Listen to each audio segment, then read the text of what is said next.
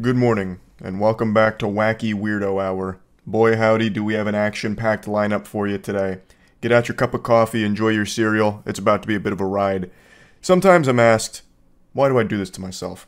Why do I dabble in the swamp of cringe? What's the purpose? What's there to gain from staring into the abyss and letting the abyss stare back into you? And the thing is, I unironically feel there's real value here in some lessons to be learned from the lunacy. Let's say there's people out there that haven't really experienced a lot socially in life, suckling mother's bosom, and has never really branched out from the nest to get their own wings and become the social butterfly that they are destined to be. Sometimes people might not recognize that the behavior they're exhibiting is not good and is bad, not productive, is not going to lead anywhere. So by going over some of these absolutely atrocious, downright painful exchanges in the dating scene or like romantic interest, I feel like it can serve as a scared straight kind of moment, like, behold, don't be this guy. And you're like, oh, I don't want to be that guy. What the fuck? He sucks. Okay. All right. I get it now. I know what not to do.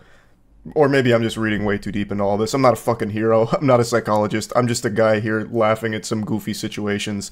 Anyway, the story for today is one I got tagged in a lot last night when I was at a Lightning game. So I actually watched it unfold in real time and had a sneaking suspicion that by morning this would no longer exist.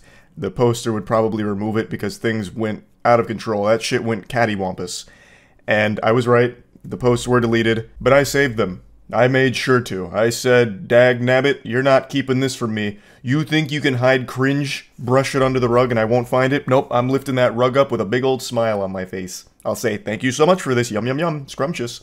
So I got the Library of Alexandria of Cringe, and let's just go ahead and explore. I had to censor so many handles that were tagged in this initial tweet here. It was like a fucking CIA document with all the redactions. But anyway, I've got it in working order. I don't want anyone harassed here, including the original poster or anything, obviously, but I do want to go over this. So they made a call-out post out of nowhere. I don't want to be too rude, but I genuinely can't understand how this goofball, and then he tags the guy, got a beautiful girl like... and then he tags the girl. He says the dorkiest shit, yet has a massive following. I just can't wrap my head around how any girl would go for that.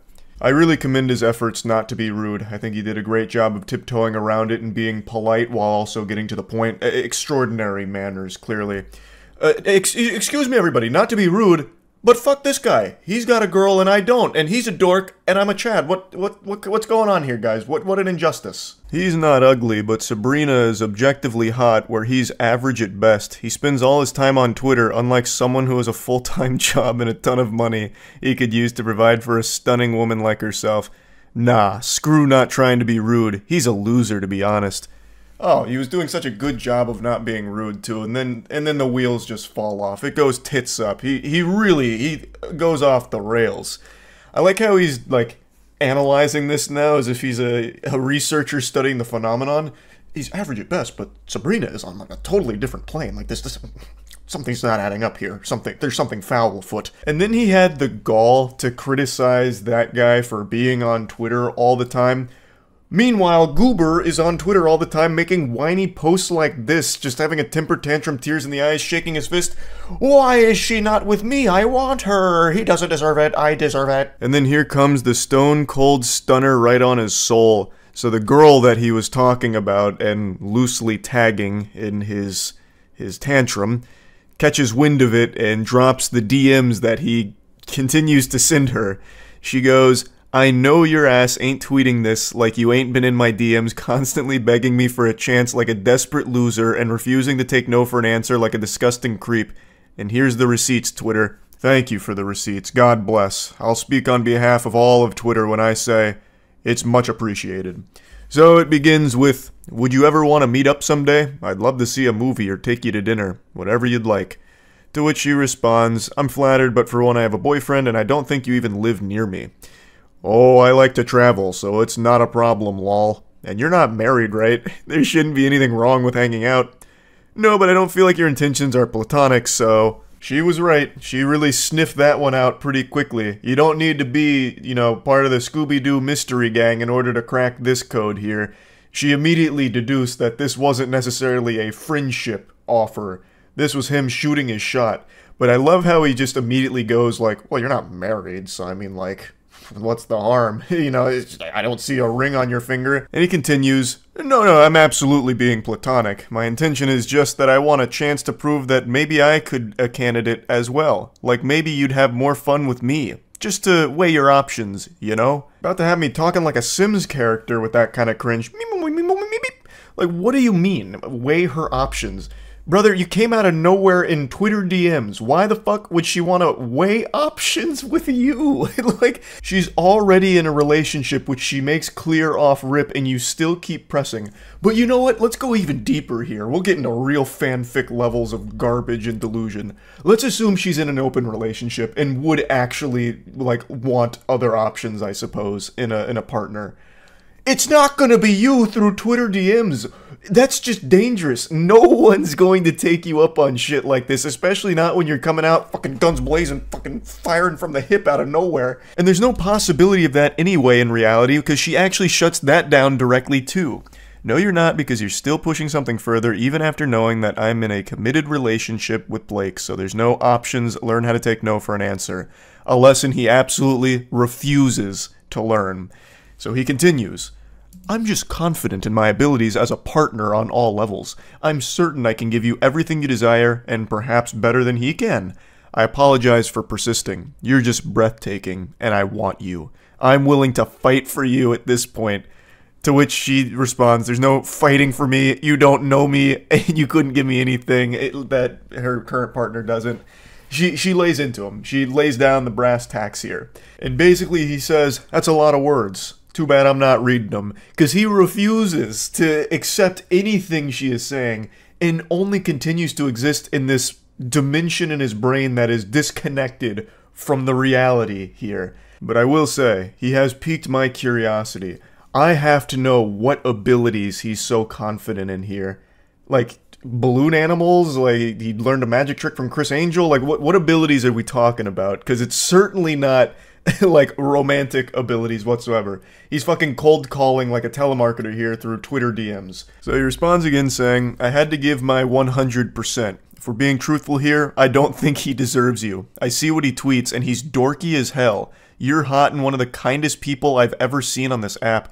What do you mean? Like, so I'm guessing he just like stalks her feed or something. He's like, he's making up this fantasy in his head where it's like, this is an angel and I should be with her, clearly. This guy's too dorky, too much of a dweeb, doesn't deserve that. It's so creepy. I have a good job and I'd be willing to let you crash with me at my place for as long as you'd want if you'd be willing to give me a chance someday. That's so generous. I mean, wow. He'd be willing to let her crash at his place?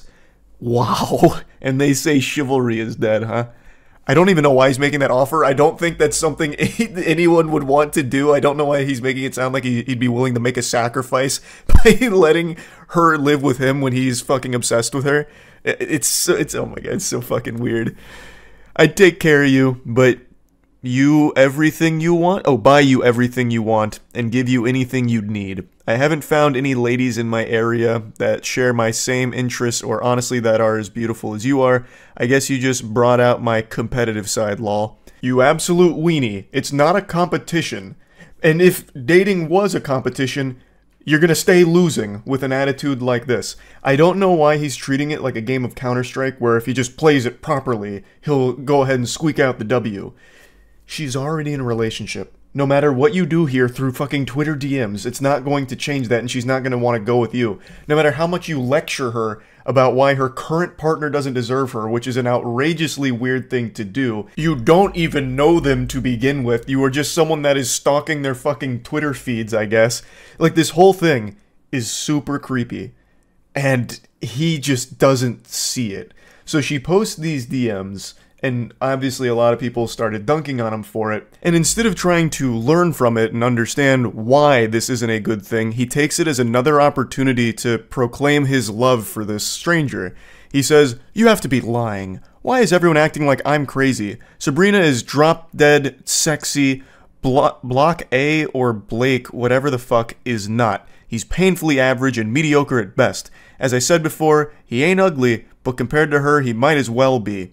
Sabrina's figure is what I'd call perfection. I don't want to be disrespectful, but I'm trying to make a simple point. Her hair is majestic, her face is gorgeous, and her body is literally to die for.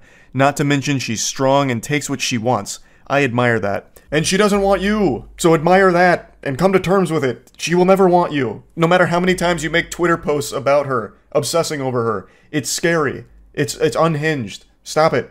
Like, I don't know how else to, like, put it in plain terms. But even with people putting it in the plainest terms for someone to understand, he still just thinks that, like, his intellect is above everyone else's and no one's understanding his point. So after all of this kind of blows up, he then starts sending her more DMs about it. He comes back around into the DMs saying he didn't mean to put her on the spot, to which she responds, "You did. Now Twitter sees the creep that you are." And he says, "I don't think of myself as a creep. I'm just being honest and straightforward." And she says, "No, you're a loser and a creep who doesn't understand the word no." She's right. It's very blunt, but it is correct. The way he is behaving here is not taking no for an answer and being very creepy. Again, they don't even know each other. And he has become this obsessive over this whole situation. Like, even so much as saying, like, he doesn't deserve you, it's me, this and that. And he doesn't recognize why that's creepy. And I know that's not exclusive to just him. It's very important to have self-awareness and self-reflection where you can separate yourself from a situation, take a step back, and see how things look. He needs to be able to have that ability. That's an ability he should be confident in, so he can recognize that the way he has conducted himself here is creepy. You are a creep in this exchange, and you need to grow from it to not be like this going forward. And he just keeps going. "I thought you'd appreciate my persistence. I thought wrong. You turned the app against me. I didn't get any engagement before that tweet. People really lined up to defend that dude. I didn't think he was that liked, to be honest with you." It has nothing to do with the individual in this case. It just all has to do with you being creepy and people wanting to let you know that what you're doing is not okay. He's just not able to grasp the situation. And I also don't know why he would think this persistence would be appreciated. Again, you don't even know her. And being extremely persistent and annoying about shit is something nobody likes. Not even in a romantic partner, but in general, even as a friend. If you're just gonna keep, like, poking and pestering and, like, constantly prodding, no one's going to like that. She then explains to him again how what he's done is something nobody will appreciate, and he just ignores it and says, "Nobody on this app understands what my point even was that I was trying to make." What point? You're not making a point. You just keep saying how much you like her and find her boyfriend to be dorky and unworthy of her.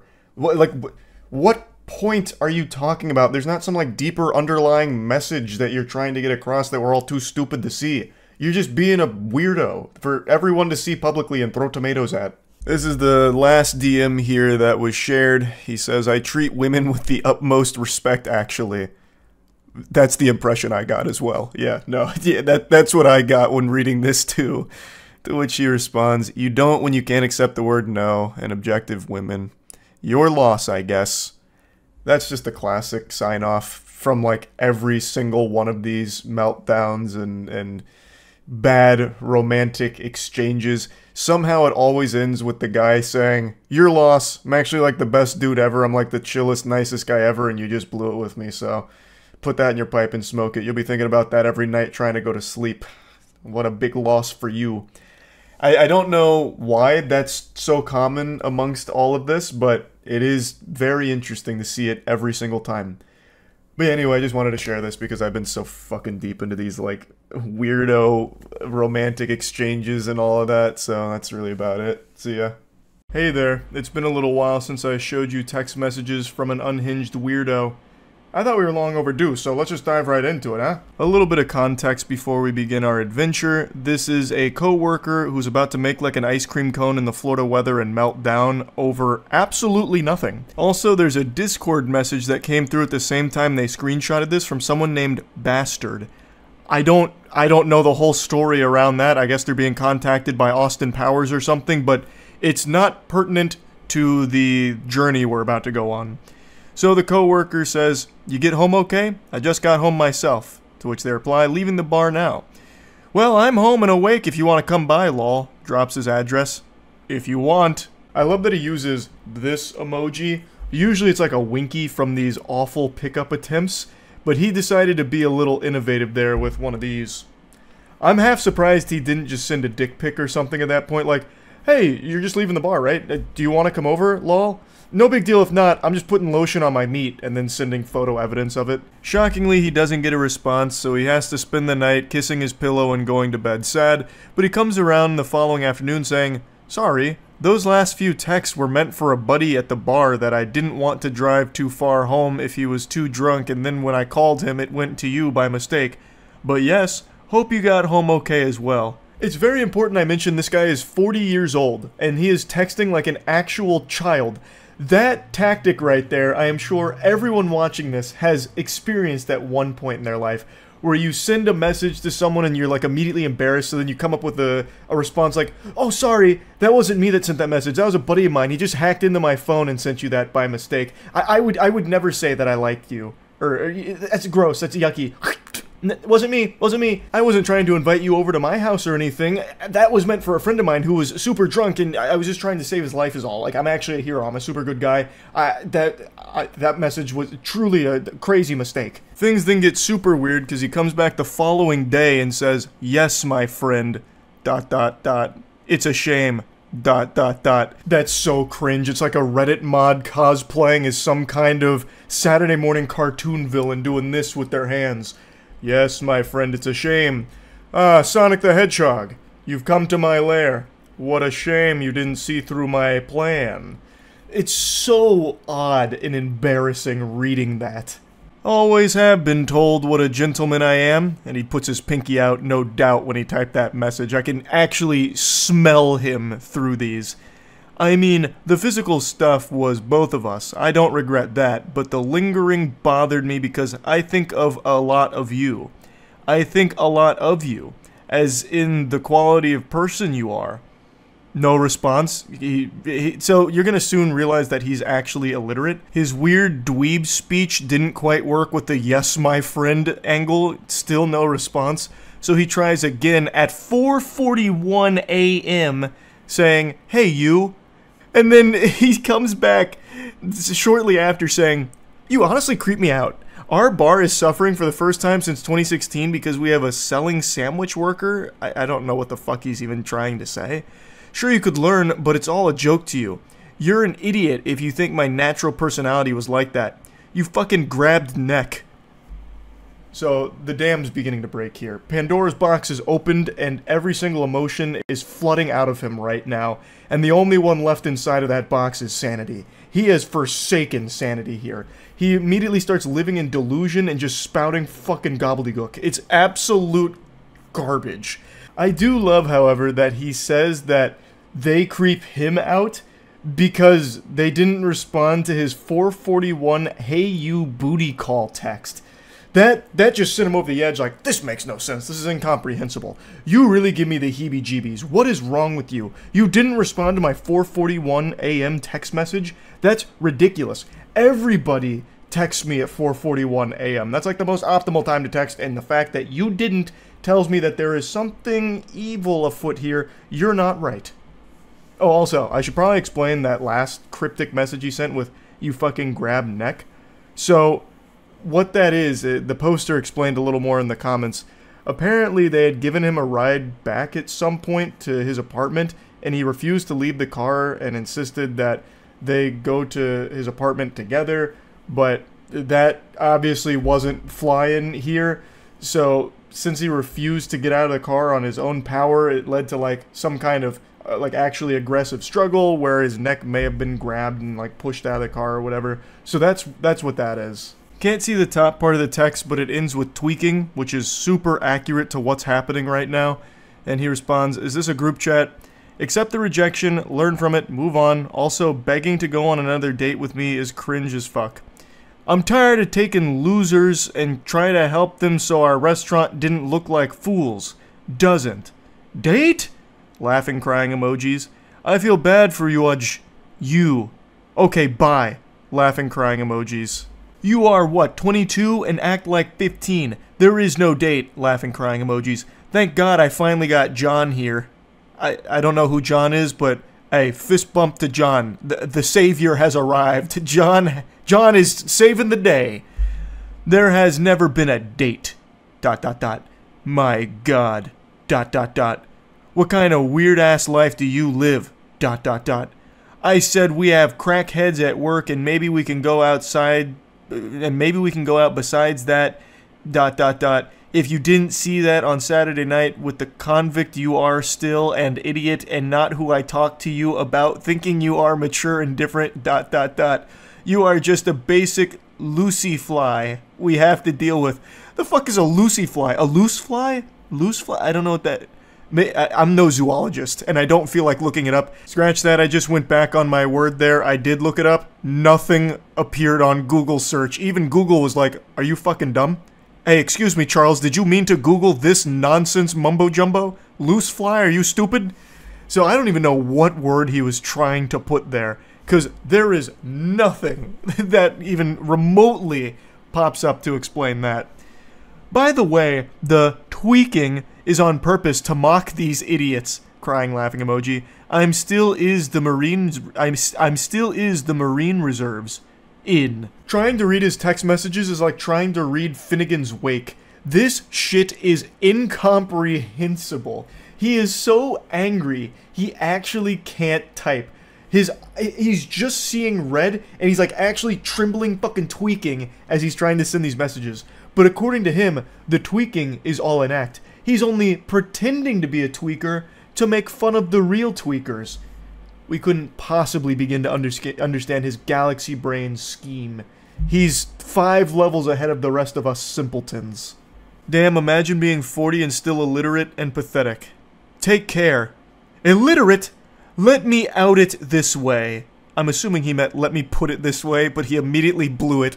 So after following up illiterate allegations, he proves them true right away. You've accused me of being illiterate?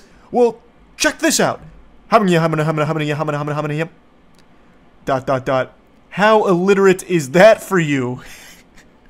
Question mark. Crying laughing emoji. You cannot be this dumb. I am mocking the way you talk.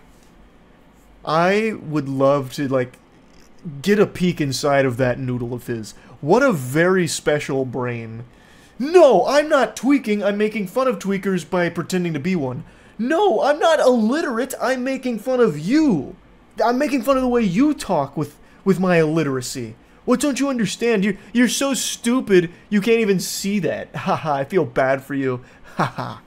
I am 40. Served my country and stepfather well. Brother, I don't... What? You served your stepfather well. Where is that even coming from? Who asked? What ghost are you engaged with right now in this conversation? Like, what the fuck? I'm 40 years old and I served my stepfather so goddamn well. Why didn't he love me, huh? Why? You are a punk ass that thinks this is a joke. He know you have no bartending experience.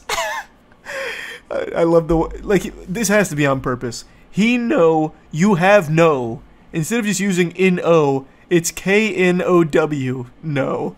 This is so interesting. It's like a game of Mad Libs. It's so weird. He takes a shot on losers and hopes they do well. We have had some that turned their life around and helped us. Then we have the new age shit like ... Fill in the blank. But it's obviously becoming you as well, that you have no bartending experience, correcting his grammatical mistake as any scholar would do. You want to put some of the group chat? Put this. You want to put some on the group chat? Put this. Why? Be careful what you ask for. Why? So, like, he's self-aware enough in this rage to recognize how stupid he looks and knowing that this is going to be shared with other coworkers, I suppose, and just continues to keep digging a hole. Because personally, I call out every loser or anyone that makes us suck. I don't know if he meant to say sick, or if he's like, you're the reason this restaurant sucks. We suck 'cause of you, not me. I work hard, damn it. They reply saying, everyone knows I'm bartending for fun, and I have no prior experience. Seems like you're the only one with a problem with this. Everyone? Yeah. Are bartending for fun? You are bartending for fun? Fuck you. Stay away. This restaurant isn't for fun. It's a business, and we take pride in it. This is like actual We Are Walmart energy here. There's nothing wrong with taking pride in your job. I actually think that's an incredibly admirable thing.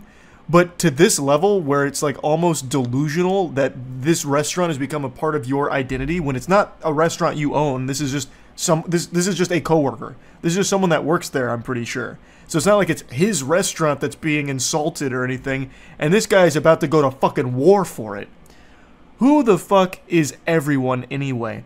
I train. Then God forbid the last couple months we had these losers train bar, and there is Joe.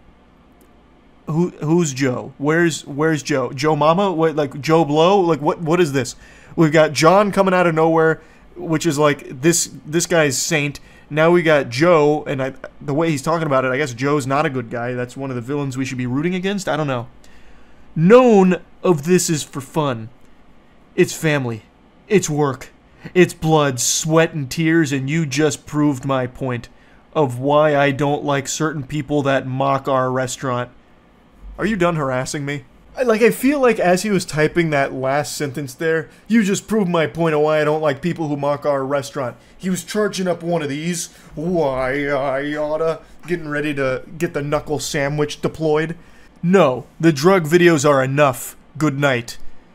That came out of nowhere. I don't know what drug videos he's referring to. The poster also doesn't know, apparently. Thanks for repping blank. And bring your trash to us.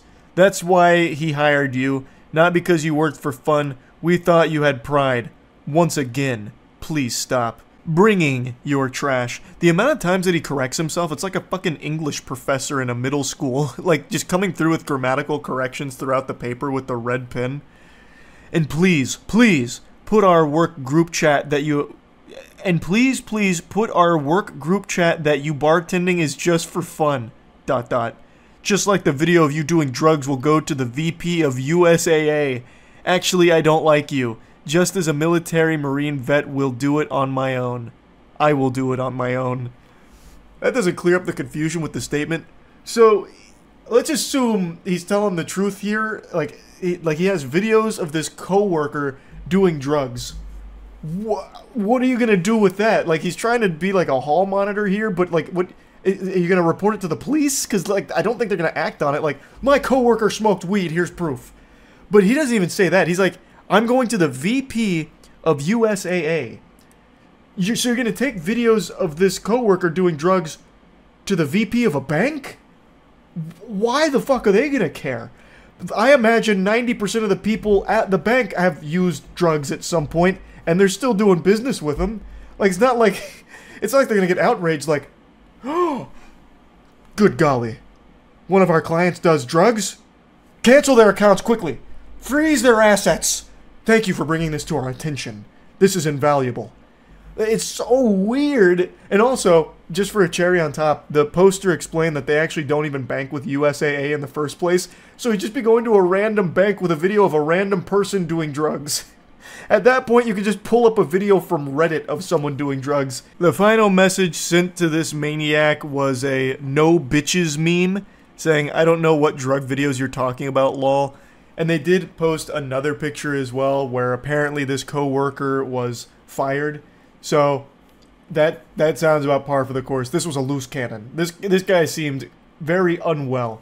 I had to share these because this gave me quite a giggle reading through these. Also, a nice little reading challenge to try and parse what he was even saying half the time in his messages. That's really about it. See ya. I know many of you read the title and assume that this is clickbait or exaggeratory, but it's not. You may not believe me yet. Wait until I show you the evidence, the proof. This is the most unhinged individual we've looked at yet. He's equal parts frightening and fascinating, tiptoeing on the fine line between intrigue and how are they not locked in Arkham Asylum. It's a mystery here. He's like the product of a science experiment gone wrong, like if Professor Utonium added chemical cringe to the concoction instead of chemical X and then created this weirdo. Since I've been down this rabbit hole, this bender of consuming awful romantic texts and bad dating stories and bad dating videos and all of that, this guy is now at the top of the tier list for the weirdest. Like all great fairy tales, it begins over Facebook memes. So he says, "Did you block me on Facebook?" To which she responds, "Nah, my profile got deleted, maybe. I don't know. Lol. Long story."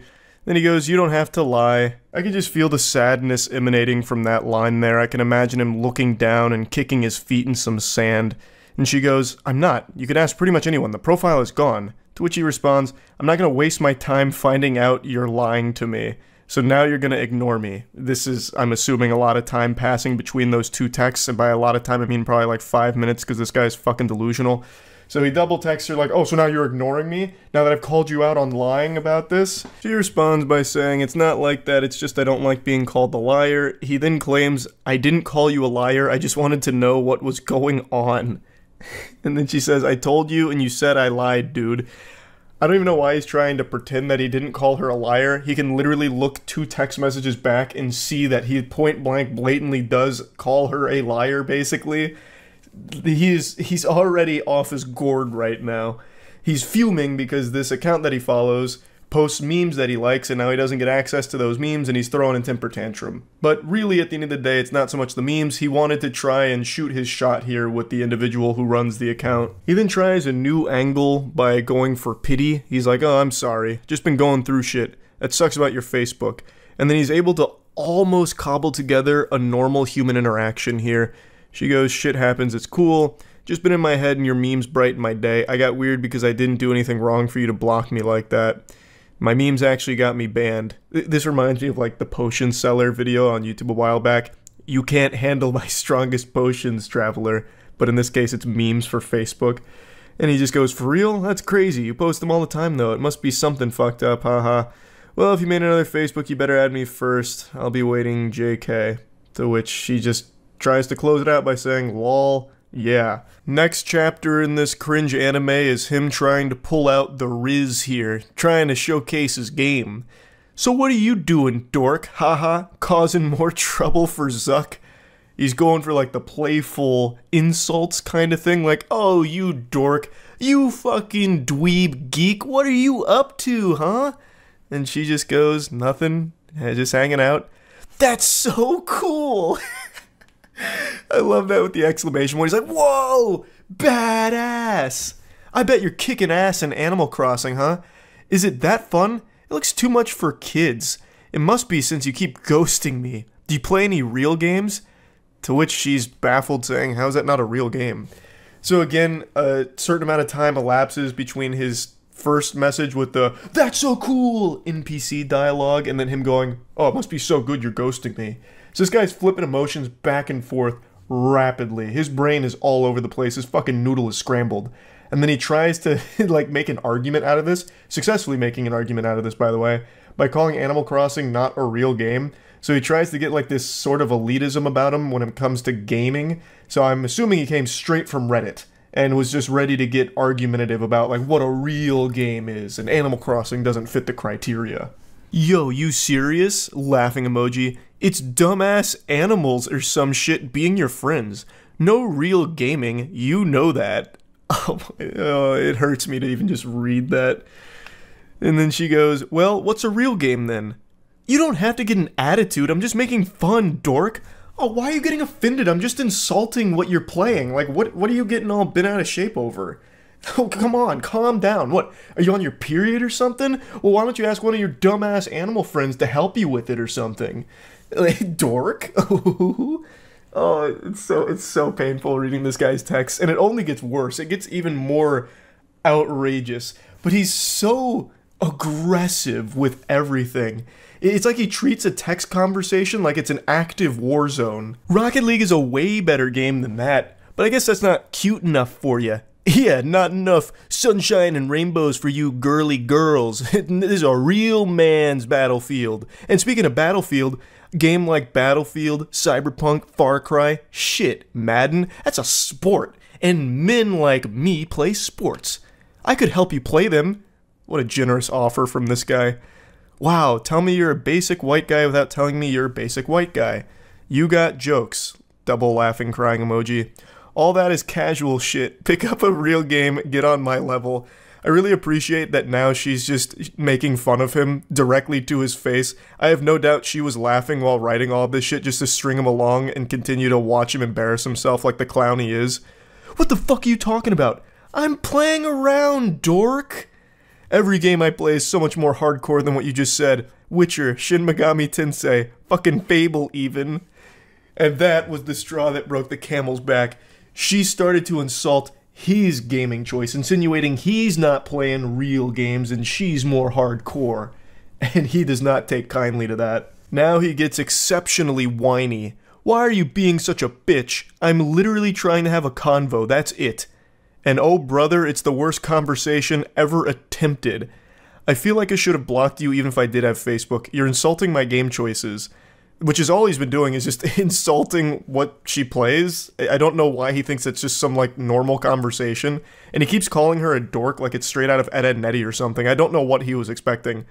Because they're weak AF and you're being a cunt over nothing. Whatever. She really hasn't even been even close to mean. Not an iota of malice from her here. All she did was like defend her game choices and then joke about what he's playing being casual. Which it is. Fucking Rocket League, Madden, Battlefield. Like, what are you talking about? It's not like you're some kind of hardcore gamer playing some niche shit. You're playing the most mainstream games ever. Like, it's so silly. I don't know why he thinks that she's some supervillain that's just been doing nothing but belittling him. He started it, and she's not even doing anything mean. Does your mom know you talk to women like this? My mom won't around. Why, TF, you bringing that up? That checks out. You have zero respect for me or anyone. You're just a fat bitch who does nothing and leads people on. You're nothing. Fuck you, I was being nice. If this is him being nice, I am so curious to see what him being mean looks like.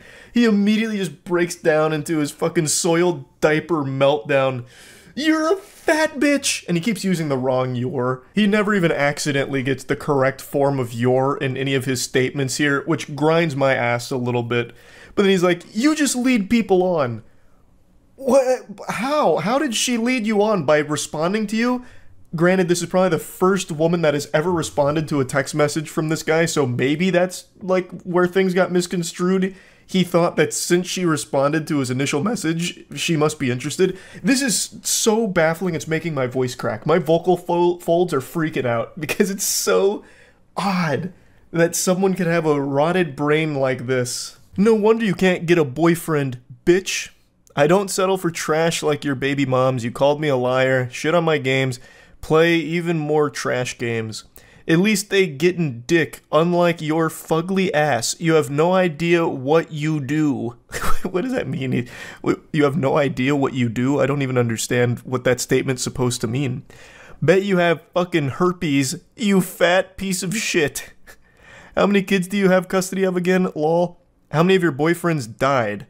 Which, I'm guessing these two must know each other through Facebook mutuals or something, so he must see, like, some of the stuff that she posts, because that sounds legitimately extremely personal, and if that is a real situation that one of her partners died, that is one of the most vile fucking things you can say to somebody, and this guy is an irredeemable, insufferable piece of shit. Wow, so this is what you do to get girls? Insult them? Again, I was playing, but you had to be a cunt. What do you mean you were playing? Your whole thing was just being aggressive from the start by just constantly spamming the word dork while insulting her playing Animal Crossing. She then continues to just take the piss, so she goes, okay, I'm sorry, I've been going through shit too. How are you at Rocket League anyway? And then immediately he just simmers down, he's back to like, good boy status. I understand, I'm sorry too. Going caveman mode. I'm pretty good, I can show how to level up. What's your ranking? Platinum. So you're mediocre at best. I'm fucking Plat 2 and Diamond 2, and I'm trash. In Rocket League, Plat isn't very high. That's where the majority of players end up. So he's not good. He's not good at all. What's your gamer tag? Y. So it also seems like he's lying about this because no sensible person would brag about being Plat in Rocket League. So she's starting to catch him on a bluff where he's puffing out his chest and just lying about his Rocket League rank, which is even more pathetic. I want to see for myself. What console? What's the matter? You don't have an Xbox. I play on Switch. It's on all consoles. So he's starting to sweat a little bit like he's pressed against the wall. My gamer tag? Why? Why? Why do you want to know that? He tries desperately to turn this around into a situation where they can see each other, which sounds like it'd be downright dangerous to be around this guy. Why don't we hang and I can show you? What's your tag? I got trust issues. It's not that big of a deal. I mean, yeah, what is your gamer tag? It shouldn't be an issue, right? You're plat in Rocket League, you're a big guy, a big man. What's the gamer tag? What do you mean you got trust issues? Again, ignoring that. I'm just curious, it seems like you're lying. I'm not. And then she drops a meme. It smells like bitch in here. Which is just genuinely a normal, silly meme. It's not even, like, mean. If anything, it's clearly meant to be, like, a joke. And for some reason, this sets him off in the biggest way yet. A fucking atomic bomb in his brain here. And he unleashes the Godzilla heat breath. Cunt. Fuck you, fat piece of shit. You have no idea who you mess with. Go die. Everyone at Dress hates you and thinks you're a slut. I thought differently, wanted to give you a chance. I thought you were a nice girl and want to be your friend. I'm sure this was the best way you can do it. By the way, I have a fresh meme. Taking care of my kids, lying to women about my Rocket League rank. So she's just dropping some memes on him at this point here, just adding insult to injury. To which he responds, just kill yourself already.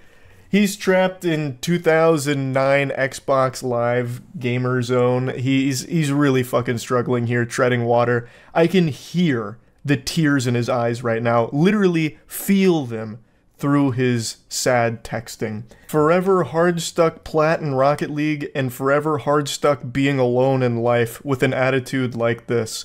What an absolute curse. He just continues speaking like an anime villain. Fucking with me, you slut. Wait, can I not get dick, or am I a slut? Pointing out a contradiction because he keeps calling her a slut and then also saying that she can't get any wiener. So he's all over the place. He's scrambled. Yeah, I'd bet you'd want it after this, you whore. Choke on a dick, whale. Just continues having a fucking conniption. Can't believe I wanted to build something with someone so dumb and nasty. And then again, she just responds with another meme. Like, what do you mean you wanted to build something with her? You reached out about feeling like you'd been blocked and immediately started calling her a liar. What world are you living in? What fantasy land? What? You immediately start by calling her a liar and then insulting her choice of games and talking about how you're like a real alpha gamer, not like an Animal Cross gamer like she is. It's fascinating. This is what I mean. Like, it's actually intriguing how someone's mind could end up so poisoned. Like, it is hard for me to comprehend it. Like, I don't get it. He is so all over the place. Like, he starts by getting really mean and aggressive, insulting her games and all of that, you know, then gets really personal, and then she's able to de-aggro him by talking about his Rocket League rank, which it calms him down, feeds him a warm bottle of milk. And then the second she drops a meme making a joke, again, he explodes once more. It's just so peculiar. Anyway, though, here's the finale. Everyone knows you're a slut. A little fat slut who uses people. Again, this comes out of fucking nowhere. She didn't use you. She didn't lead you on. She didn't do anything besides just respond to your initial unhinged messages. Couldn't get a boyfriend for years. That's because everyone... She keeps going. Got too much time in your hands, but I bet your mouth is filled with someone's nasty dick. And she just goes, yep, not yours. That's the end of their exchange. I imagine she probably blocked him again, which is the safe thing to do. What a creepy lunatic. An actual fucking unsafe to be around individual. Like, this all happened over nothing. Actually nothing. Started because of not having access to some memes that he liked. Oh, painful. I had to share this one. I think this is now at the top of the food chain when it comes to, like, creepy people through, you know, romantic texts that I've been diving through. This one is a rough one. So yeah, that's really about it. See ya. Rejection never feels good, it always hurts, and rejection comes in many different shapes and sizes, many different forms of rejection. Maybe you're like me, 5'6", playing a pickup basketball game, driving down an open lane, about to get this easy layup only for it to be swatted last second by a 6'6" freak athlete. And there's nothing you can do about it. It's embarrassing, but it happens. Or maybe you're finally shooting your shot with this romantic interest you've had for a while, only to find out they're not interested and they turn you down. I'm not gonna sugarcoat it, I won't pull the punches here, it sucks. It feels like shit. But learning how to handle rejection is a necessary part of life. So back to my basketball example, what do I do when my shot gets blocked? Well, I get tears in my eyes and come up with as many excuses as possible, and I try and call a foul if possible, so that way we can run that back. So it's not my fault, it's they played dirty. And what happens when you get rejected by a romantic interest? You move on. At least that's the healthy way of doing it. Let me show you 2 unhealthy ways of handling rejection. This girl and this guy were communicating under the impression that maybe this leads to a long-term relationship. That's the context going into these text messages, and it starts, "I love it. Oh baby, I'll service you in your car from now on." Straight up Brazzers storyline type shit. And she responds, "Ha ha ha ha ha ha ha ha ha ha ha ha ha ha. Let's go on a date before I get serviced. I'll be there Saturday, lol. I'm actually staying the night there too."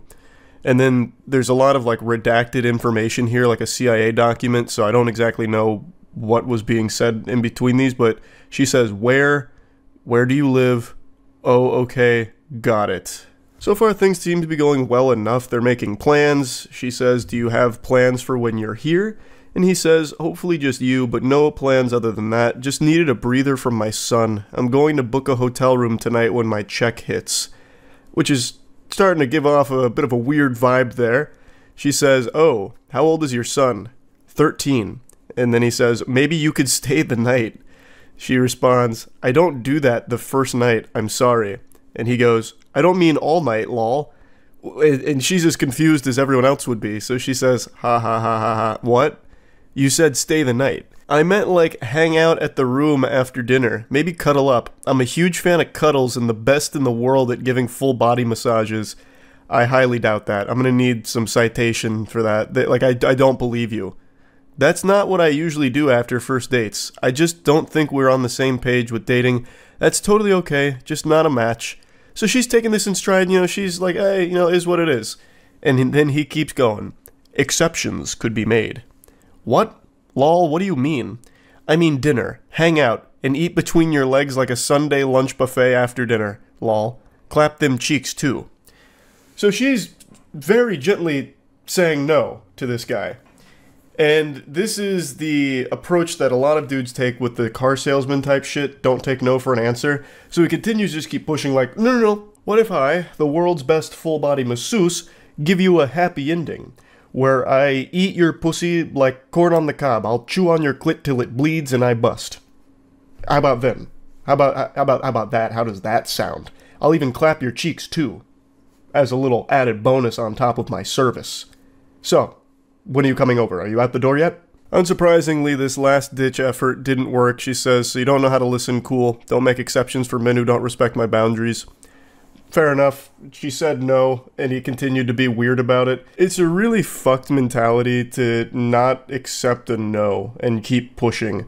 It's just creepy behavior that's never going to amount to anything positive ever. When someone declines something or tells you no to something, you should really accept that, respect that, and just move on. It's not like you're gonna change their mind by being an annoying pest about it. Like, oh wait, what? Rejection? Wait a minute. You're not thinking this through.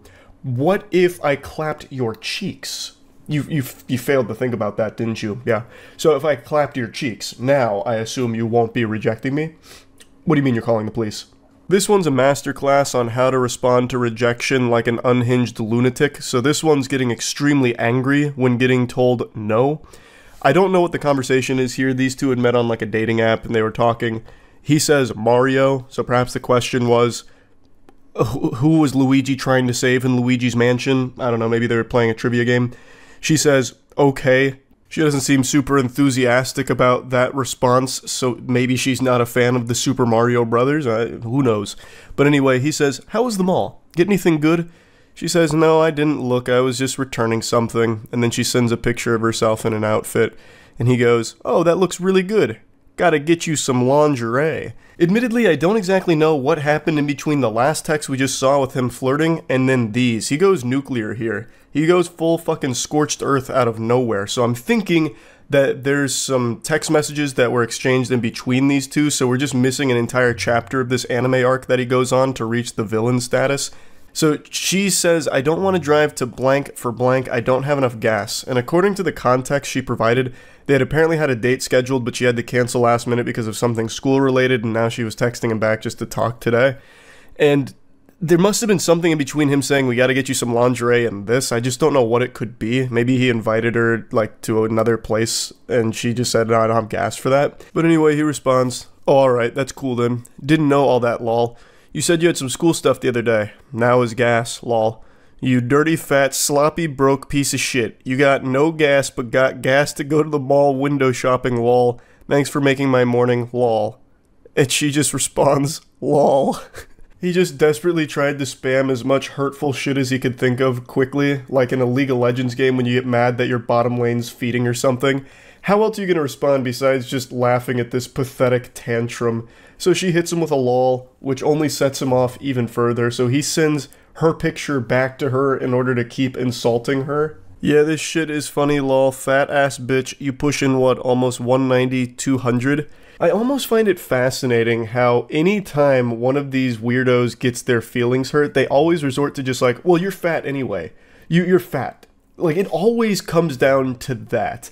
The second that they get rejected or told no or something's not going swimmingly in their eyes, less than satisfactory, they always default to fatty, that kind of shit, and then just go on this, like, long-winded rant about, like, actually, I'm the nicest guy the world's ever known, and I was doing you a favor by showing interest. You're fat at the end of the day. That's the big...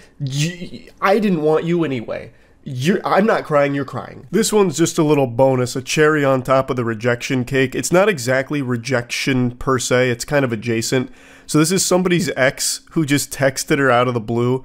He says, you dead yet? That 4:22 a.m. crack pipe's hitting a little different today, so he gets bold and brash and says, you dead yet to her. And he doesn't get a response right away, so then tries to get a little more edgy. And then says, I'm going to fuck on top of your grave and smear dog shit on your tombstone. And this does get a response from her. She just says, get a hold of yourself. That line from her made me giggle so hard I had to throw this in here. You have this unhinged weirdo texting at 4:20 a.m. asking if you're dead and then saying that he's gonna smear dog shit on your grave while having sex on top of it. There's so many logical inconsistencies with that. A, who's going to agree to have sex at a cemetery on top of a gravestone? That's just guaranteed to get some, like, demons and spirits haunting you for life. And B, why would you bring dog shit with you to have sex? Even if you found a willing participant here, I feel like if you brought a bag of dog poop with you, that's immediately going to ruin the mood and you probably won't be having sex. Like, this just doesn't make any sense. This guy's spitting a bunch of nonsense here, a bunch of mumbo-jumbo. And she just immediately calls him out on it, saying, just get a hold of yourself, you weirdo. It's so good. I just had to include that in here. Again, it's not exactly rejection per se. Like, it's not in line with the other two, but it's just something that I had to toss in. That's really about it. See ya. Hey, it's been a little while since I've gone over some unhinged text messages. I had the itch, so it's time to scratch it. The backstory to this fairy tale isn't your standard affair. This is two strangers that got stuck in an elevator for about an hour. He eventually asked for her number, and she gave it to him because he didn't give her any weird vibes, no heebie-jeebies. It wasn't like something out of that dog shit horror movie Devil with the elevator or anything. So they started talking through text, and it led to this alarming exchange.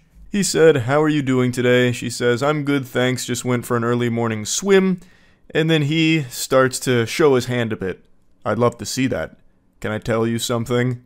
And she's getting suspicious. She's a little on edge here. Yeah. I admit, I was nervous being confined to such a small space with a beautiful woman.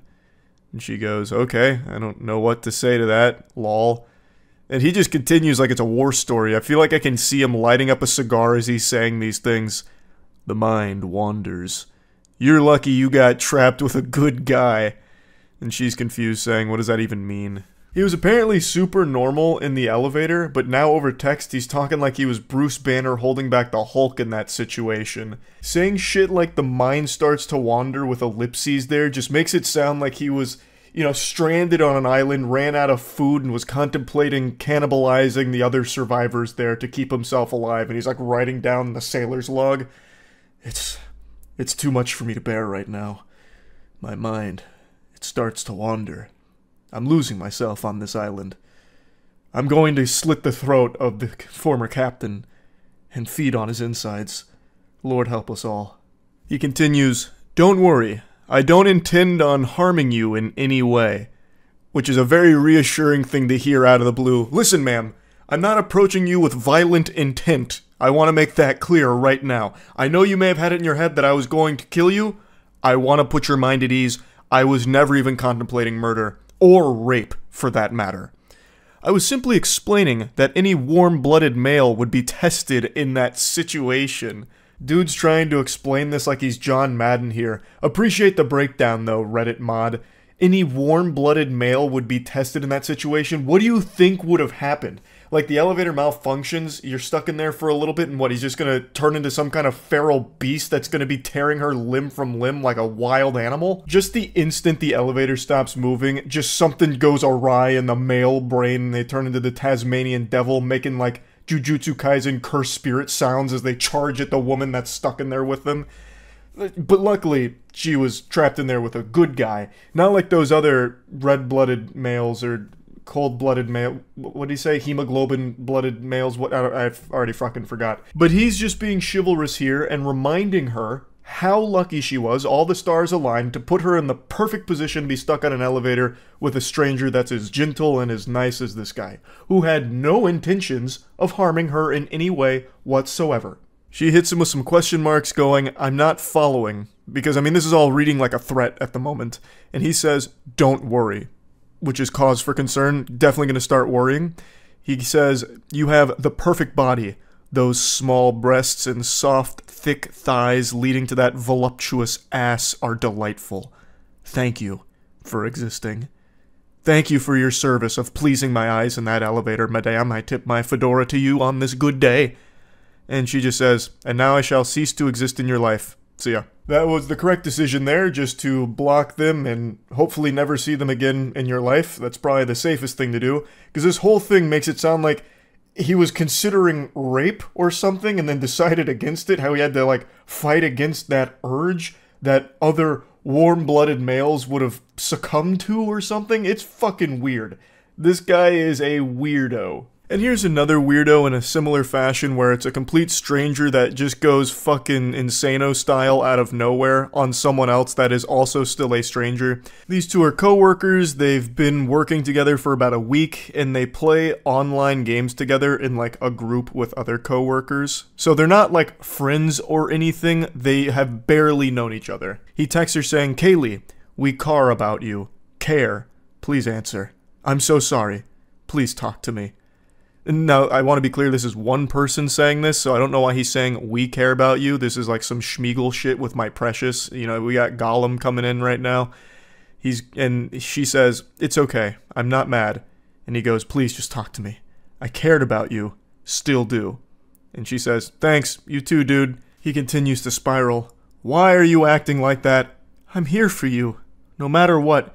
Can we just talk on the phone? Just you and me?" He's throwing up the desperate full-court shot here to try and get the buzzer beater to win the game. I don't know what he would expect here. Obviously, she's not going to take that call. You don't know each other, and you're already being, like, obsessive. That was never in the cards. But let's assume she did. What were you planning on saying to her? Yes, milady, thank you so much for accepting my call. I love you. When can we fuck?" "Honestly, you're creeping me out. I've known you for 1 day at most. Stop. If that's how you see it, then fine. I really cared." I mean, that's how the world sees it. Like, that's how time works. Like, you haven't known each other for long at all. It's like there's only one way of seeing it, and it's that you guys don't know each other at all. "You're acting like we're best friends, and I've only known you for, what, a week? This is extremely weird behavior that I won't deal with. It's okay. I'll find someone redacted. At least she's nice to me." Which is another one of their co-workers that he's now mentioning. Also, the poster here said that she mentioned to that co-worker that he name-dropped there about his weird behavior just to keep her in the loop, because this guy seems fucking unwell. And she replies, Nah, what are you talking about? I was never interested in you. Okay, fair. She was way better. Nice, at least. I was so nice to you and was even open to us. Which I don't really know what that means. Like, what does he like trauma dump on her while they're playing games together in ARAM? Like, I don't know. What does that mean? Open to us? Or like maybe he was open to being us, like a unit, a relationship perhaps? Man, that's generous. He was even open to dating her. Wow, he really was such a fucking gentle sir. I can least admit that I cared at one point. I don't want to fucking fight. Neither does she. She doesn't want to talk to you, like in general. He's just making it sound like they're already in a relationship going through a problem, even though they are complete strangers to one another. I'm telling you to leave me alone, so leave me alone. And he just keeps saying, I cared about you, dude, like seriously. Everyone can tell you cared. You are obsessed. You are legitimately enamored with a complete stranger and being creepy about it. Everyone knows that's not like that's not something that's a good thing to be saying so much here. I will go to blank and report you. I don't fucking know you. I cared. It's weird pretending to be strangers, but honestly, fuck you. They can fire me. I have a better job for 26 an hour. That's how all of these go. You know what? I don't care. I never liked you anyway. You were gross and yucky anyway. You were poopy. You stink. Big stink. I don't like you anyway. You were lucky I was ever even talking to you.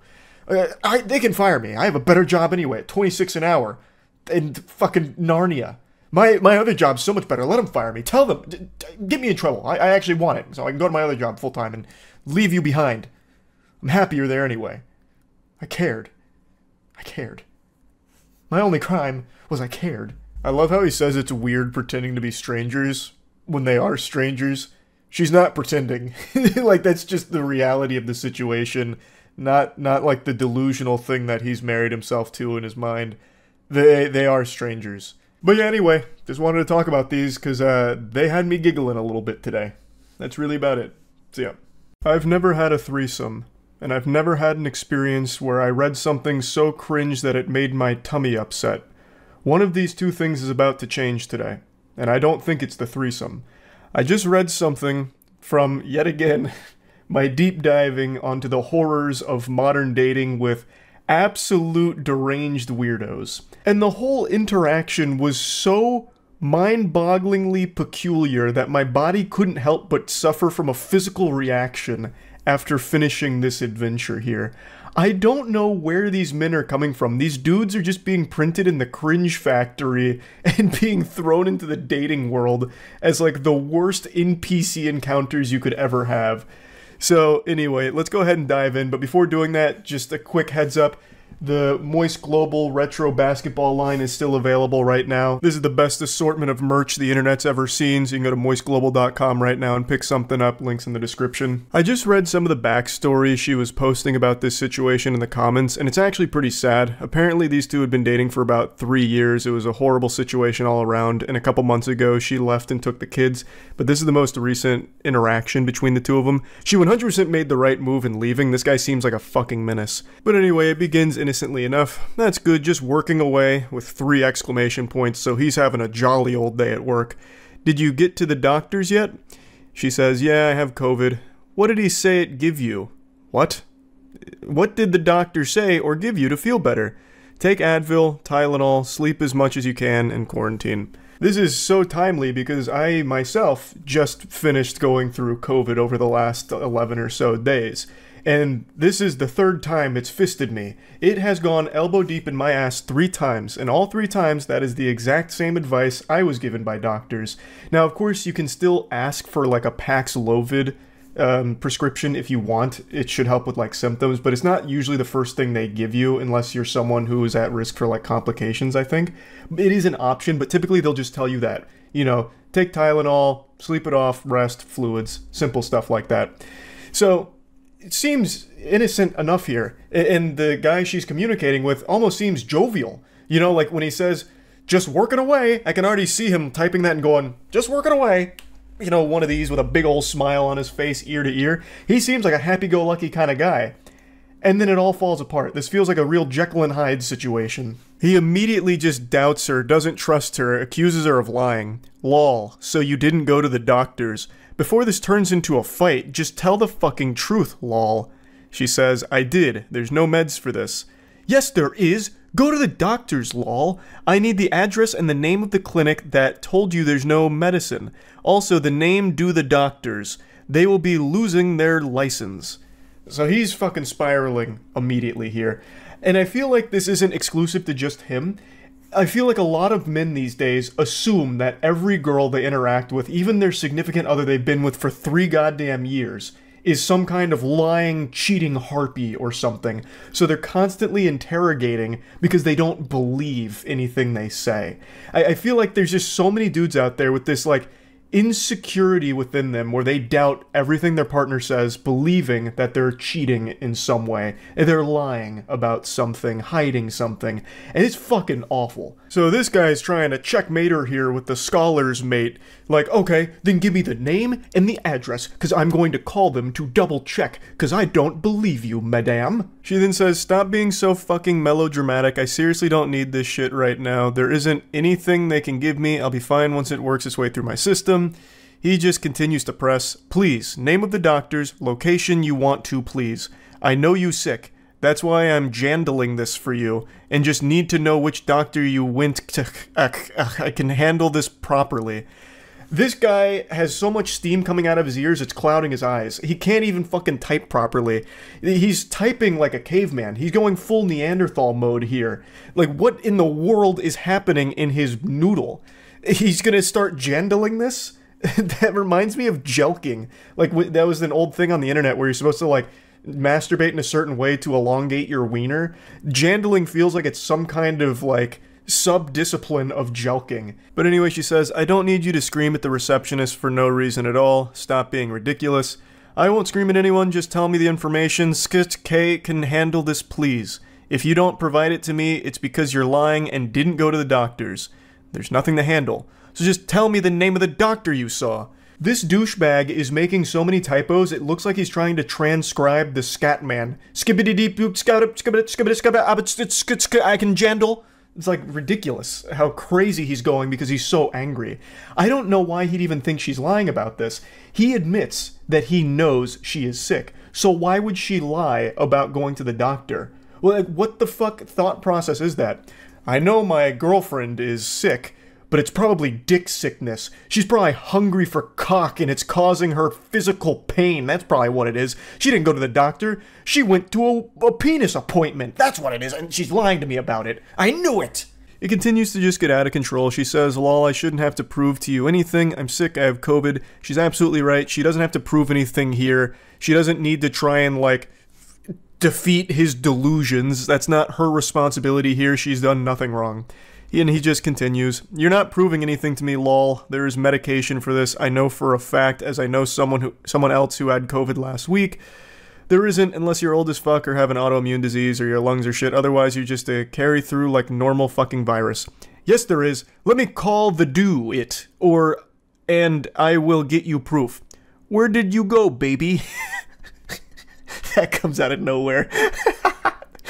After all of this, he hits her with a where did you go, baby? I can already just tell from reading this shit, this guy is extraordinarily manipulative and a completely insufferable person to be around.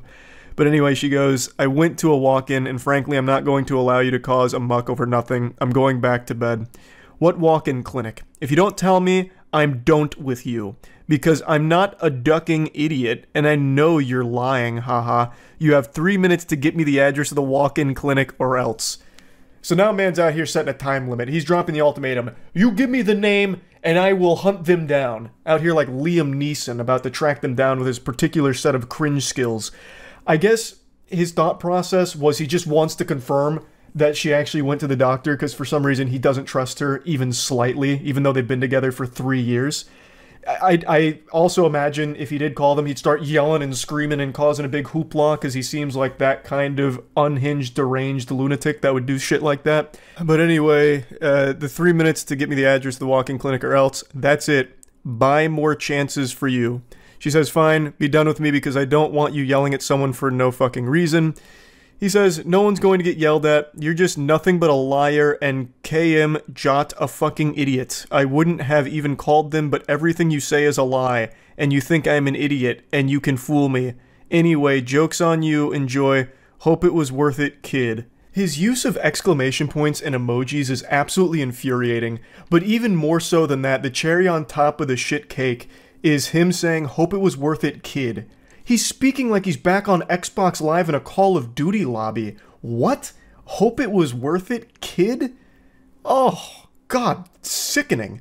But clearly the reason he's using the emojis and the exclamation points is he's trying to put on this strong, masculine front that none of this bothers him. This is the biggest mistake of your life. You're gonna regret this. But me, I'm laughing. I'm having fun with this. This means nothing to me. So much so that I'll drop a laughing, crying emoji and 5 exclamation points. Haha, not hurting me. She then says, lol, joke's on me because I'm sick. Great joke. Love that for myself. Love that I feel like I'm being dragged through the mud, fire, literally feel the worst ever. Great support, thanks. Joke's on you because you lost the best man of your life because you'd rather lie than tell the truth. Leave me alone. What the fuck? Oh my god. It's just so painful reading this. It's so fucking sad reading this, knowing that not only have they been together for 3 years, but I guess also have kids. Like, and speaking of the kids, his final message to her is this. You got it, Buster. Have fun being a homeless narcissist liar that no one loves, not even their children. He just dropped a cold Buster here at the end, and then told her that she is a homeless narcissist that not even her children love. What kind of delusional, evil shit is this? He's calling someone a narcissist. That's unbelievable. And then to say that not even their children love her? What? I don't know how you go from like, oh, where'd you go, baby? You know, like, obviously, like, in love kind of thing, to immediately, like, no one loves you, everyone hates you, I'm the best man that has ever existed in this entire fucking history of our species, and you just blew it with me. This is your fault. You're unlovable. You're a liar. Your children don't love you. You're a narcissist. Like, it's just crazy how quickly someone can become this.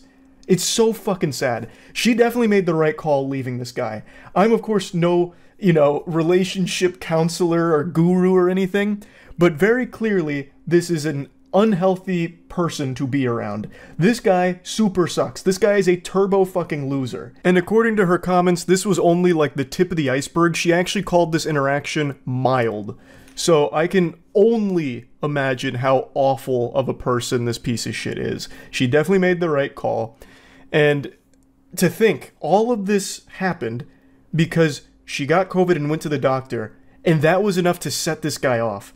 That's terrible. That's horrible. But yeah, like I said, I have been deep on like the modern dating scene, travesty, seeing like what all's been going on and being posted by people online. I just find it all so interesting. So I can't help but talk about some of these that really get crazy. So yeah, that's really about it. So yeah. Since the time we're little, we're kind of taught that surprises can be some of the most exciting things, like with Christmas and Santa bringing those wonderful presents that you don't know what to expect. Happy surprises are always very special, surprise parties, etc. But what happens when a creepy weirdo delivers the worst surprise imaginable? Himself. Background is this guy and this girl went on a date 6 months ago, one date, and then stopped talking, and now he's trying to reconnect. He reaches out saying, "Honey, put your shoes on." Literally sounds like dialogue out of an old 90s sitcom. She asks why. He says, "Just trust me and tell me when they're on." She is hesitant to do so, saying that she's all suspicious now. "I want you to do something for me." Words that'll win a woman's heart over, especially one you met 6 months ago and haven't talked to since. She was probably spending the entirety of these last 6 months wondering if there's anything she could do for this guy, and now she has the opportunity. Are they on? Maybe. Put them on, babe. She says, okay, they're on. Obviously, she's just lying here. I don't think she was actually getting her shoes on and her Sunday best to go do whatever this guy was asking her to do for him. He then says, now go for a little walk out front and look up at the sky.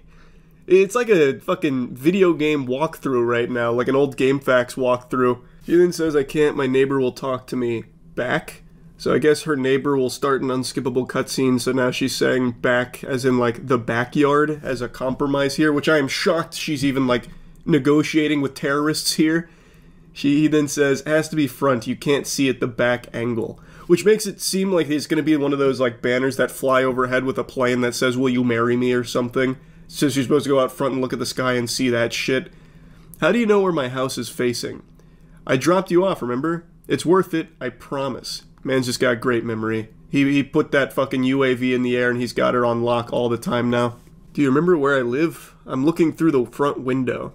Yeah, of course, all I had was kombucha that night. I think it's pretty obvious. He's here right now. The call came from inside the house. So this guy is clearly in the area here trying to get her to leave her domicile so she'd wander out into the tall grass and have the random encounter with this fucking creep. Now, I think this is a guy who's probably watched one too many rom-coms where you see the classic cliche of they go on one date and then many moons down the line the guy just shows up again, they fall madly in love and rekindle or whatever. In reality, that's not ever going to happen, really. They went on a date 6 months ago, and now this guy's trying to like go big here, hit the fucking grand salami by showing up or putting on this big song and dance, like being at her home. But it's already weird in the first place that he'd even remember exactly where she was and try and do something like this, showing up unannounced. They're strangers. Like, this should never be anyone's go-to play. He stays firm that she can't see the big surprise from inside. She's still surprised that he'd even remember her house. He asks again, are you outside? You'll know when you see it. She says, I can see the sunset. Please go outside, it's better than just the sunset. She says she can see the sunset through the blinds where the neighbors can't strike up a conversation, but then declines to go outside. His surprise being better than a sunset, that's gonna be a pretty high bar to clear. People love the sunset. There's a lot of hype around it. It's like one of the most cited things that people enjoy seeing on a daily basis. So to deliver a surprise to compete with that, you got your work cut out for you, buddy. You really do. She sent a picture of the sunset through the blinds saying, stunning. He said, you have to trust me. And she says, I won't. Very smart. She has absolutely no reason to trust this worm. They met one time 6 months ago, and to just follow along with these instructions here seems like a recipe for disaster. It's just downright dangerous. Like she'd go outside and just get gadooshed by this weirdo, like he'd put a bag over her head or something. He says, it's worth it. It's beautiful like you. I wish we could view it together, but go outside. She says, no. Very firmly. You have to look towards the shopping center direction. And she said, is there a proposal in the sky? Which is exactly where my head went when I was first reading this, like I mentioned. It feels like one of those like big elaborate proposals. You go to like a baseball game and you're like, look at the outfield. What's going on in the outfield? And it says like, will you marry me? But in this case it would have been like the flyover with the banner or whatever. This feels like a scene in a horror movie where the bad thing needs to be like invited in or something, like a vampire. So now he's doing his best to persuade the victim. And she is doing a great job of just shutting that shit down. She is not trusting him, which she absolutely shouldn't. This is just a complete fucking stranger who is telling her to go outside randomly, walk around, and then look up at the sky. This NPC only has a few dialogue options, and he's exhausting all of them. He just keeps saying, it's something, trust me. She says, are you stalking me? Which the answer is a resounding yes, he absolutely is. It's good, I promise. Are you trying to kidnap me? That's a good idea, actually, but not today. A little bit of Reddit humor there. Tip of the fedora, m'lady. A good one, sir. Excellent gambit, gentle sir. Saying that it's a good idea to kidnap her. He's clearly making some kind of, like, joke here, but it falls really flat considering he has actually showed up at this woman's house that he does not know at all and is scaring the shit out of her, trying to instruct her to go outside. Like, come on. How stupid can you be? Sure is starting to feel like I'm going to be pushed inside a van. Babe, hurry. 3 hearts. Tell me what you're talking about, lol. If you don't, it's coming to you. Uh-oh, the ultimatum. You either go outside and play ball with his delusions, or the thing is coming your way. He's going to unleash the hounds. She responds pretty normally to that, saying, that's legit scary. Which it is. It's downright a threat. And he's like, no, sweetie, it's all good, kissy. Okay, I'll tell you, don't be mad. I drove up to see you. The surprise is me! I am here! Oh, if you don't come out and see me, I'm gonna come up and see you. Yes! What a fucking maniac. She's clearly not very excited about this surprise, saying, I hope you're joking. I'm at the shopping center, come over and see me. Oh my god, what a fucking lunatic. I'm so always so dumbfounded by people like this, because I really can't understand what they thought the outcome of all this would be. Like, no sane person would think that they'd respond well to something like this. It's been 6 months. You weren't talking. She's not gonna be excited to see you. Like what fantasy played out in his head, where he'd say like, "Come outside, look at the sky." She's a little afraid, but then you tell her that it's you there, and then all of a sudden she can't wait to come see you. She throws her shoes on, takes her top off, and runs at you with titties bouncing, and then jumps right into your arms. Like, what could you possibly think would happen with this? It's just creepy. There is no world where anybody would respond positively to this. So she says again, "You're joking. I'm serious. I wanted to see you and give you a hug." So she says, "Why not ask me?" "Because you always say no, but I think you need a hug." He clearly knows best. He is the woman whisperer. He knows what she needs more than she knows. And he knows she needs a hug from him. I mean, who wouldn't need a hug from this guy? I bet it's such a warm embrace, so cuddly. And he's so sweet about it, too. He carved some time out of his busy afternoon spent plucking feathers off of live animals before boiling them alive, so that way he could come here unannounced and surprise her with a little bit of his presence after leading her outside, telling her to look at the sky, so he could sneak up on her and give her a big old hug. Oh my goodness. And they say romance is dead. Isn't that crazy? With someone like this out here keeping it alive, chivalry is certainly thriving. If you thought I'd say no, why trick me into coming out? Exactly. Checkmate. I wanted to surprise you. Ooh, he wiggled his way out of there with some smooth talking. A great surprise. Very good stuff. You knew I wouldn't like it, though. Please don't come over here. You would once you see me. Come over, please. No, I don't think she would. I really don't think anybody would, to be honest with you. I think you need to go back to the padded cell. Please stop. I'm kind of scared. I'm coming to knock on the door then and say hi. So now he's really going hog wild here. It's going full-blown criminal. I'm telling you no. Go away. Do not come here. I'm so serious. Leave or I'll call the police. This is where the adventure comes to a close. He says, "Please say hi, sweetie," with a heart. She says, "Never contact me again. I'm calling the cops." Apparently what happened is he started banging on the door and shouting her name until her dad went outside and scared him off. So this psychopath not only tried to like lure her outside with like these little breadcrumbs of, "Look at the sky, it's crazy out here, there's aliens above us, you gotta go outside and see this right now." He went from that to literally like charging her front door, banging on it, shouting her name. So clearly this guy is unhinged. Hopefully he was reported to authorities. I know they don't usually take stalking super seriously, but at least having it logged in there will hopefully help.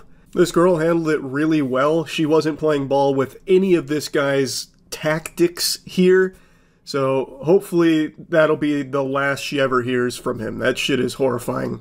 But yeah, anyway, that's really about it. Yep. I hope you've been practicing your ha-ha-has, doing your laughing stretches, because we're about to have ourselves a real giggle fit here over this weirdo loser embarrassing himself in a big way.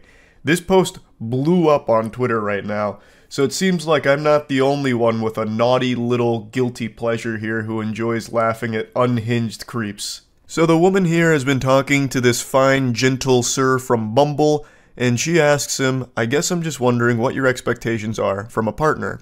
He goes, "Like, in terms of expectations from women? Or men, I don't know how you swing." And he goes, "Women, not men." He uses 2 periods here, so it feels like this was like very serious to him. He put his foot down on that one, so there would be no confusion. So then she says, "Lol, okay, then yeah, what are your expectations for your girlfriend, wife, whatever? Can I be honest about it? It might be seen as outdated or something, haha." To which he says, "Yeah, of course, this is a judgment-free zone." It's almost cute to imagine him typing that, like, "Can I be honest about it?" And then she has to reassure him, like, "Yeah, of course, this is a safe space for a super special Sigma like you." And she's about to unleash the demon with that one. She doesn't know what deal with the devil she just made here. Now, while she might not be judging him, I certainly will be. I'm be judging this motherfucker like dread. I'm gonna charge him with a capital offense of cringe here, because it's about to get brutal. So he spills his guts. "Honestly, I'm looking for a traditionally feminine woman, someone who isn't going to mind being the child rearer and homemaker, someone who's going to take care of her appearance and herself and just all around is content to be a female in our relationship. I know that's pretty anti-feminist or whatever, but it's just how I feel. Lol. So he expresses his preference when it comes to a relationship and a partner, and all power to you. I believe this is something called tradwife, a term I just recently learned with this post going viral. So forgive me if I'm not 100% familiar with the nomenclature here or what it means, but based on what I've read, it refers to like a stay-at-home partner who will cook, clean, and take care of the children. Basically anything you used to see in old black and white television shows when it comes to the family dynamic is what tradwife refers to. It even stands for traditional wife, I think. So he's just expressing that that's what he's looking for here, and she responds very positively to it, saying, "Oh, slay, I don't think that's anti-feminist or outdated at all. To be honest, that's pretty similar to what I want too, lol. Kind of my dream if I'm being honest." And he goes, "Really? Well, ruh-oh, Raggy, we've got ourselves a real match made in heaven. These two are sounding perfect for each other. What they want out of a relationship and a partner seems to align wonderfully." So what could possibly go wrong here, right? I mean, how do you fuck this up? This is like fate bringing the two perfect soulmates together from the sound of things. So she goes even further. She's excited. She goes, "Yeah, double exclamation point." She's fucking pumping her fist here. "I'd love to be able to focus on making my house a home, working on myself, and just be taken care of without having to stress about expenses or money." And then here's where it starts to go tits up. "What do you mean?" There's cracks in the ship. It's starting to sink. He's got his monocle on. He's about to start investigating, interrogating. He's entering fight-or-flight mode because something here went awry in his eyes, and he's not too happy about it. So she explains, "Just that I'd love a traditional man who's going to cover my expenses and make sure I'm getting what I want. Someone who brings that kind of masculine energy." And he goes, "So you're looking for a guy who isn't going to mind buying you whatever you want and basically will just bankroll your whole life?" She's like, "I don't know if I'd put it like that. I think you're starting to see where this is going. You're about to see the fork in the road and we're going down the path to Insano style. So you're a gold digger / user, basically." And she goes, "More like someone who will take care of our family financially so I can take care of him and his kids, etc." And she goes, "No, LMAO, I promise," referring to not being a gold digger. How is that any different from you wanting your girlfriend / wife to take care of the home and their kids? Feels like a double standard for you to call me a gold digger. Now let's break this down here and follow the breadcrumbs of his logic. So he wants a stay-at-home wife that will take care of the kids, cook, clean, do laundry, wipe his ass, wipe his tears when he fails his bronze to silver promos in League of Legends for the 50th time in a row. But when she expresses that she'd want a traditional masculine husband that would be working and providing financially for both her and the household, he takes a big issue with that. He starts wiggling his finger. "Well, actually, I shouldn't have to do those things. You're a gold digger for expecting that of me." And that doesn't make a whole lot of sense because as the initial tweet points out, he wants a traditional wife without him being a traditional husband. He then goes into a full soiled diaper temper tantrum meltdown. It's not a double standard. It's different because the things that I'm looking for, emotionally stable, takes care of herself, good with kids, are inherently female traits. Good women naturally have that stuff. You're looking for some rich guy who can buy you stuff. That's not naturally part of being a guy, it's totally different. I mean, especially because of how expensive life is in general these days, you think I'm going to be able to afford a $500,000 house on one salary just so you can play dress up and not have to worry about a job? You expect to not contribute to the bills or the cost of living? Fuck you. I knew there was something wrong with you. No wonder you tried to humiliate me at the restaurant. I should have left right then and there. I would bet a large amount of money that that humiliation he's referring to is something extremely trivial that nobody else in the world in their right mind would actually take as disrespectful. I actually guarantee what it is she asked if she could split the bill with him or maybe provide tip on their date at the restaurant. And when she said that, he's like, "Oh, my pride! You think I'm broke? You've humiliated me and the whole restaurant knows it now." But anyway, let's go through this whiny wiener's diary. So he starts, no. Listen here, harlot. These are inherently female traits. Being good with kids, emotionally stable, those kind of things. Being rich is not an inherently male trait. You just want some rich Chad that can buy you everything you want so you can suck all his money out. You expect me to buy you a $500,000 house on a one salary income and you don't have to worry about getting a job so you can just stay at home and play dress up? Which is a wild point to try and make because you are literally asking her to do that. You are telling her you want her to be a trad wife, a stay-at-home partner, and then you're just shitting on her for being a stay-at-home partner, just boiling it down to, you're just at home playing dress-up. So you're like belittling her for what you want her to do, blaming her for not contributing to bills or the cost of living or anything when you are literally talking about how you want an angel that'll just be a stay-at-home trad wife.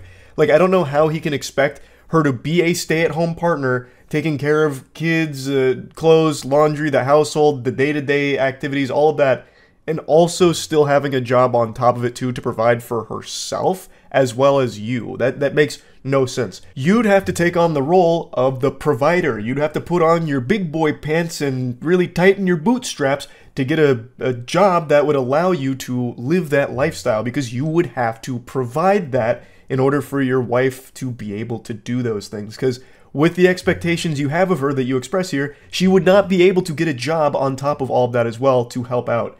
That's why the trad wife model also needs the trad husband on top of it. That would be providing it.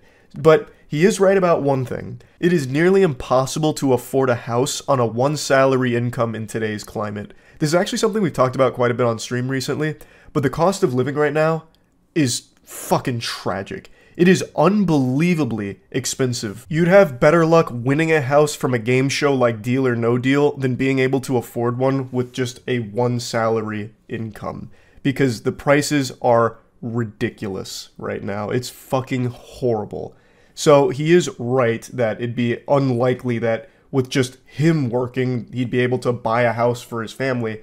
But in that case, he would need to understand that his partner would also be working as well to help with that, thus wouldn't necessarily be able to provide all the trad wife things that he would expect of his partner. So she responds saying, "My guy, chill out, because he is having a conniption right now. I never said I was looking for a rich guy or a 500k house or anything like that, just that I want a guy who can take care of me, especially if I'm raising his kids. How can your dream woman be the homemaker and child rearer if she's also working full-time to pay the bills? I have absolutely no issue with gender roles or division of labor in a relationship, but you're not looking for a traditional woman. You're looking for a maid and nanny who can also help pay your bills." And she is right on the money with that one. Absolutely fucking cooked him with it. That is exactly what he's pretty much describing at this point. He's not really even looking for a trad wife. He's looking for a fucking sex robot, basically, that can double as a basically nanny. So someone who's going to take care of the kids, take care of the entire household, but then he can still come home and stick his pathetic cock in and then call it a night with a brewski and passing out on the couch. And this is when the wheels fully come off. Fuck you! Just say you were only interested in me for my money. Next time you match with some sucker, tell him that up front so he doesn't waste his time with you. And then she says, "I paid for last night, my dude." So that must be the humiliation he's referring to. She paid for the meal that they ate together, and he still is fuming about it. He's still just fucking steam coming out of his ears about it. And then she goes, "What do you mean interested in you for your money? Shut the fuck up. My comp sci degree is gonna do way more for me than your business one ever will, bitch. Now I know why you're getting a finance degree. Probably so you can scout out the rich guys and try and steal their money."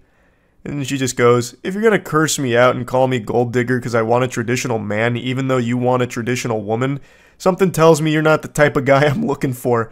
Lose my number, but I hope you have a good life." I really feel like behind his text messages, I can sniff the tears in his eyes. Like after he sent that final text message there, he threw his phone down and screaming and wailing into the bathroom where he locked himself in there for the next half an hour to calm down, splashing water on his face.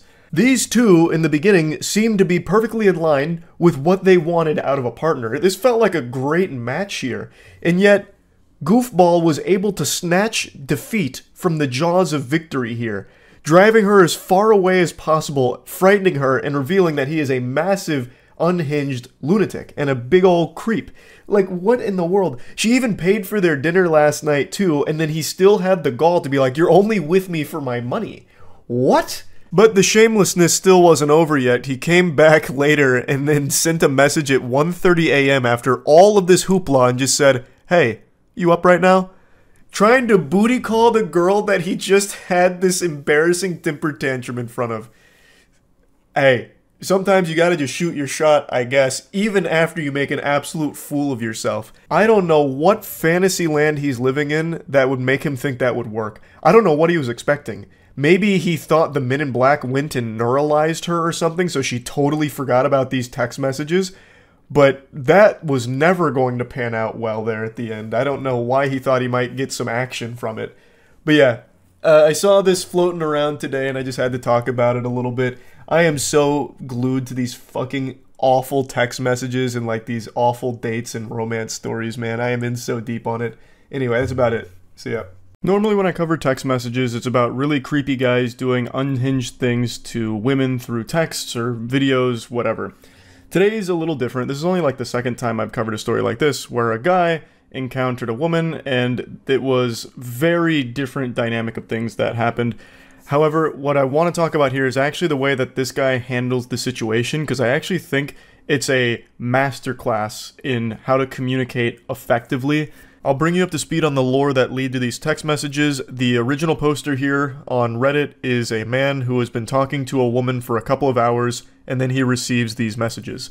Hi. I've been thinking about you all evening and can't get you out of my mind, handsome. I know it's a little early to say this, but I have such a special feeling about you. And he goes, oh wow, that's really nice of you to say. I appreciate that so much.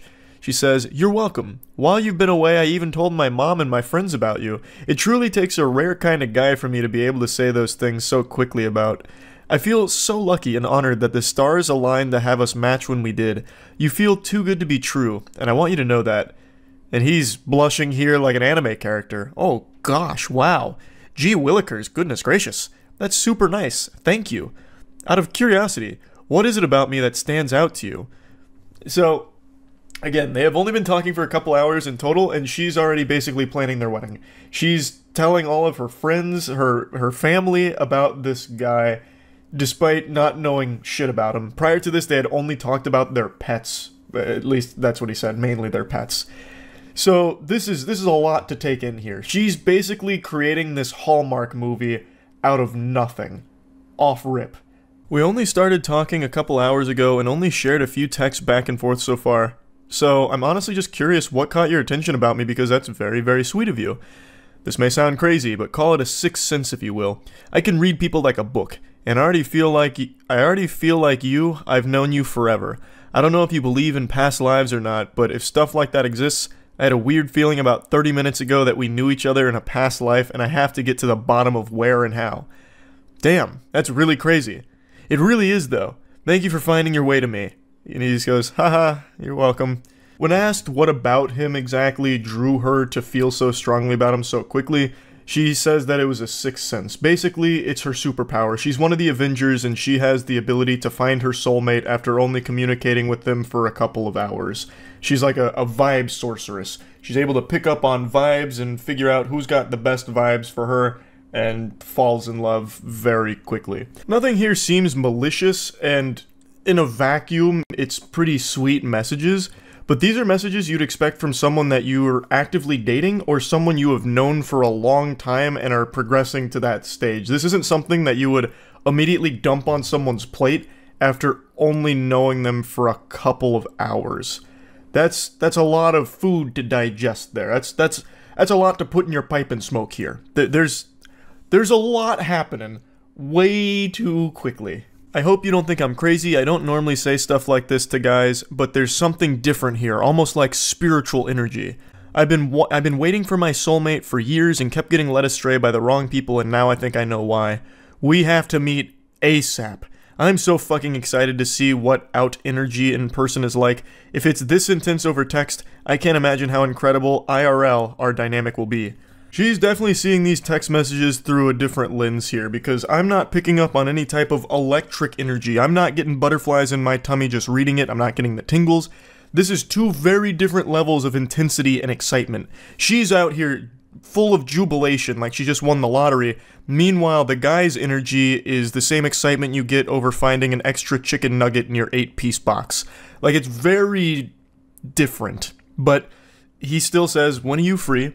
I'd love to meet tomorrow, but I have therapy late afternoon and then work at night. So how about the day after? That would probably work. I can let you know for sure by tomorrow at some point. How about I take you to dinner? I would love that. I'm so looking forward to the first meeting in our beautiful story, handsome. Aw, lol, you're so sweet. I have to go to bed now for work tomorrow morning, but let's talk more tomorrow. Absolutely. Sweet dreams, sweetheart, and you'll be in my dreams. He says, sweet dreams, I hope you have a good night's rest. The next morning rolls around and it's a totally different ball game, sports fans. Good morning. How's your morning going? She says, good morning. Fine, and yours? He's the one with a lot of energy now. Great so far. You hitting him with the Tony the Tiger? Great! Just had a meeting with my boss and got some pretty positive feedback, so I'm pretty happy about that. And she just one-words him. Gotcha. He immediately picks up on the tonal shift here and says, is everything okay, lol? Yeah. Why do you ask?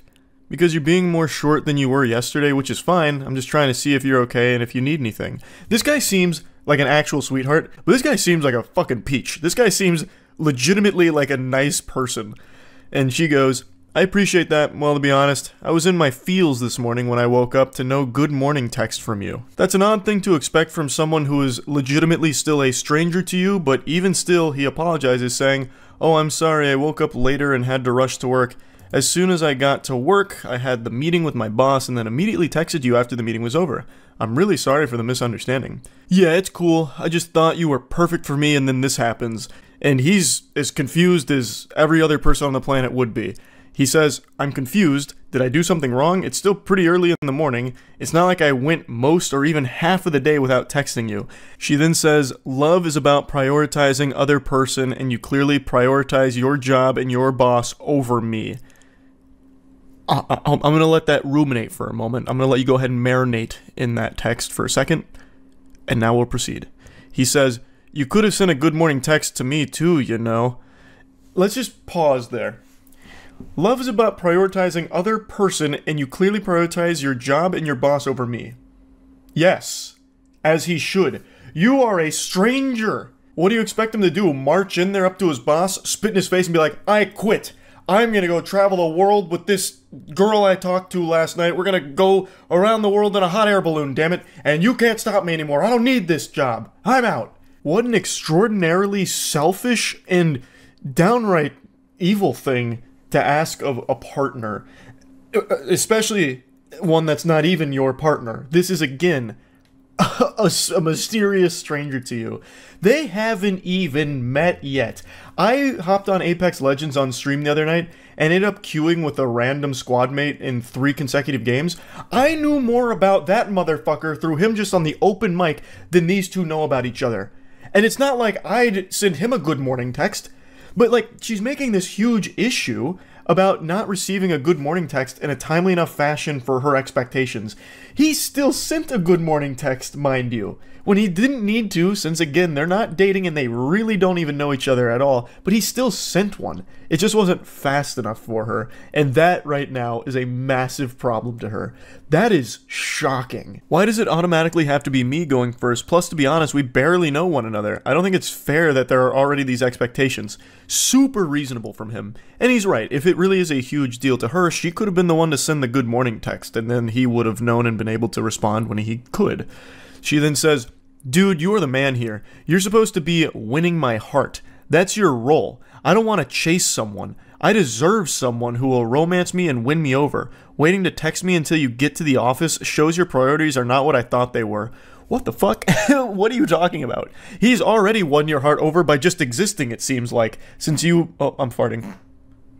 Yeah, that's how much I think of that statement. I rest my case. I'll let my asshole do the talking on that one. Not much more needs to be said there. He then responds, I'm sorry, but this is crazy. We are practically strangers and you're already making demands. I do romance whoever I'm pursuing. I'm a very romantic guy. I did text you early this morning, but because it wasn't done exactly the way you think it should be, I'm a bad guy. She then goes on to explain that she doesn't think he's a bad guy, but just doesn't like that he doesn't feel the same way about her as she does to him. She then also explains that the therapist she sees is for her borderline personality disorder, and she explains how that relates to what they've been talking through. And that made a lot of sense when I read that with the way she was acting throughout these text messages, and that is a very real struggle that I always have a lot of sympathy for, and I'm always wishing the best for people going through BPD. It's great that she's trying to get help through therapy, and I'm wishing the absolute best for her with that. What I want to talk about here, though, is how he handles this whole situation. Even before knowing about her BPD, which obviously he didn't since they are completely strangers to each other, he was still being very respectful and communicating effectively. He wasn't being combative or aggressive. He was being a very wholesome individual, and this is just an unfortunate set of circumstances. He responds by saying that he appreciates her sharing her vulnerability, and then says, "Do you mind if I share something that's bothering me a little bit?" And she says, "Yes, please do. I want to know how you feel so badly. Please open up to me." "Well, I'm a little scared that you're already using the word love in regards to us. We are still basically strangers and have been texting for less than 24 hours. And she just says, "Kay, should have known you weren't special after all. You're a normie, a basic bitch if you will.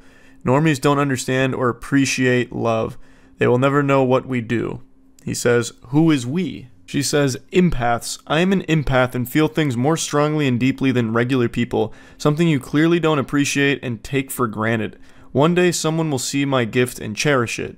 He says, "I mean, I wanted to take you on a date. If it went well and we were compatible after a while, I was definitely interested in a serious committed relationship, but I do have to meet someone first to know that and hang out a bit first before I make that commitment," which again is a totally understandable thing.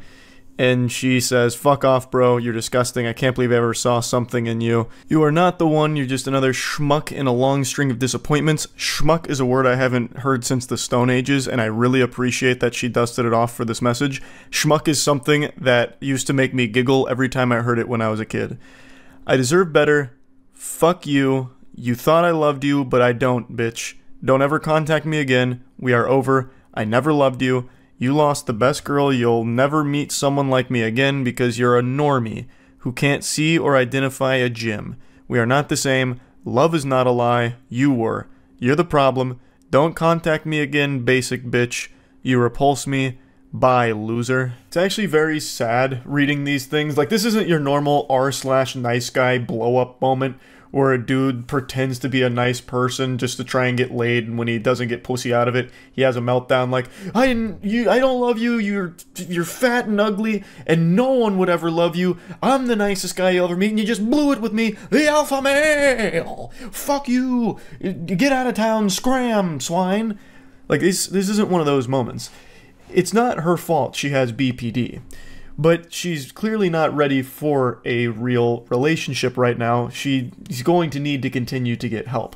Her having BPD doesn't make this hurt any less for the guy who just received this. He's done nothing wrong. And I actually think he is a great example of how to communicate softly, respectfully, and just being a pretty good example of like how to just be a normal person when interacting with somebody else. He also mentioned that he is still currently receiving text messages from her that continue to get scarier and more extreme, which is unfortunate to hear. It definitely sounds like she needs help with this to come up with more effective ways of dealing with her BPD, and hopefully she finds that help she needs. But I thought this was worth sharing, and yeah, that's really about it. See ya. Hello and welcome back to Weirdos in the Wild. The best way to start your morning is with a big frown on your face, so get ready to wear that with pride. We've got some really interesting specimen here today, so let's go ahead and take a peek at our first one. Our first journey begins with a cold call here like a telemarketer. This guy reaches out saying, "Hey, remember me?" And get used to seeing me spelled that way, because he only speaks about himself as if he's talking through the we, me channel from back in the day. And she responds by saying, "Hey, I think so," from blank, which is middle school. So they knew each other in middle school, and I'm assuming it's been quite some time since then, because then a couple months later he reaches out again saying, "Hey, you have kids yet?" It's already off to an odd start. They're clearly into their adult years here, and this guy's thinking about her from middle school, and then reaches out a couple months after making initial contact just to ask if she has kids currently. And it only gets more strange from here. She responds saying, "Hey, I don't have kids yet, why do you ask?" He goes, "Just asking, you have a boyfriend?" "I do have a boyfriend. Do you have a girlfriend? Can I tell you something?" And that's how you know this is about to go straight into the shitter here. That question, can I tell you something, always seems to precede the most foul thing you'll ever hear in your life. I've read so many of these texts and watched so many bad romance videos recently that this is one of the more concerning questions you could be asked. Can I tell you something? Or some variation of it. I'll also just never understand the purpose of typing something like that. Just fucking spit it out. Say it with your whole chest here. What's the point in acting like some kind of shy anime girl? Oh, can I tell you something? Like, what's the response going to be to that? No? You've made it impossible for someone to shoot that down because then the conversation immediately gets hostile. So everyone has to say like, yeah, I guess you can tell me something. So just do it. Rip the band-aid off. You're going to say something ridiculous anyway. Just say it without asking for permission because we all know you're just going to fucking blabber about it anyway. She says, yeah, what's up? However, even if she declines saying, no, you can't tell me anything, leave me alone, bozo, it wouldn't have stopped this maniac. He goes, no grill frimmed. So I believe he has entered this, like, flow state of horniness and it's clouding his vision, so he can't type properly. When we was in middle school, I wanted, period, to do this to you. And accidentally drops, like, a fucking hyperlink here. Do what? Like, when you were in skirt, I want to make you mine. Hope you don't get mad. What an outrageous creep. Hey, was just thinking about you in middle school, and how in middle school I wanted to make you mine. Don't get mad at me, tee-hee. Clearly caught off guard and uncomfortable, she goes, oh, it was a long time ago, no reason to get mad. And I think this emboldens him because she says, there's no reason to get mad. So he starts rubbing his hands together. Oh, okay. And then he sends a message that he deletes. He unsends it. So there was something so bad there that even this shameless sack of cringe was like, ooh, no, that's too far. I'm using my mulligan. So he unsends it. But the original poster here, she apparently saw it and said that the message he unsent was saying that he wanted to pull down her panties and put his fingers inside of her. And then he goes, if I were to do this to you, what, you let me? The way he talks is so frustrating. It's so broken and disjointed. It's like communicating with Dobby if Dobby was hitting whippets. Clearly she declined such a generous offer, saying, no, I have a boyfriend. I mean, back in middle school. I wasn't interested in dating or sexual activity when I was in middle school. I wanted you really bad. Oh, okay. Gets him with the Eeyore really sad. Oh, okay. This is the craziest red flag conversation ever. This should be like a self-report straight to the authorities. This man is like dangerous, it seems. Perhaps that hyperlink he accidentally dropped in the beginning was a link to the sex offenders registry with his name and face on it. This is an adult man who's fantasizing about middle school. He's not even saying like, hey, I used to know you back then and had a crush on you. He is literally fantasizing about her in middle school and him wanting to finger her. That's concerning. And that's when all hell breaks loose. The mask fully comes off, the dam breaks, and he unleashes the demon.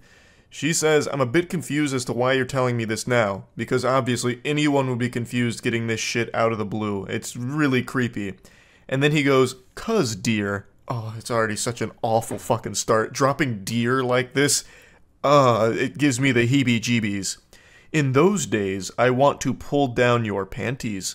Not even a little bit, dear. Or excuse me, not even a little bite, dear. You there, lol? Can I ask you a personal question? When you were in middle school, you there? He is so fixated on middle school in particular. That's the big thing for him here. And he keeps talking about pulling her panties down. It's so unhinged. You there? He keeps checking to make sure there's a pulse here, that she hasn't abandoned him and called the police or something. Can I tell you something that I want to do to you in middle school? Or you mad at me, Lou, lol. If you didn't have a boyfriend, you let me do things to you? You there? Surprisingly, she was still there and hadn't blocked him yet. So she says, no, because I'm not interested, I don't really know you at all. Somehow, she was able to resist his charm. I can't believe Casanova's silver tongue here was powerless against her. He says, I know, lol. Also, it's a bit weird that you're talking about a 12 to 13-year-old me and still being sexual about it. Exactly. It's so fucking weird. And then he just goes, hope you not mad at me for this things. And she says, please don't contact me again. The vibe I get from this guy is Freaky Fred from Courage the Cowardly Dog. Just reading what he keeps saying to her is so unnerving because he's talking about a middle school version of her. He's trying out that sexual predator riz here, I guess, and it did not work at all. I'm gonna bless you with a little bonus one here. Let me show you how not to flirt with someone you're interested in romantically. So it seems like they were talking a little bit before these screenshots were taken. He says, you play video games? Like, other than Candy Crush and Pokemon. And she goes, yep, what gave it away? Cool. Not many chicks that are, like, into real games. This is just your classic flop from a Redditor gamer, bro. Ugh, girls only like Candy Crush or Pokemon, fucking Sims or Barbie Jeep Racing. They don't like real games like me, a fucking man. Call of Duty, Battlefield, BioShock, big rigs over the road racing, Madden 24. But you're different, m'lady. You're not one of those normal chicks that likes those fake games. You can appreciate these gyms that I like. Most chicks can't do that. I don't know why. Must be periods and pheromones or something, but you are rare, m'lady. You like real games. Like, I just don't know why anyone would try something like this. It's just immediately confrontational. It makes you look like a whack loser.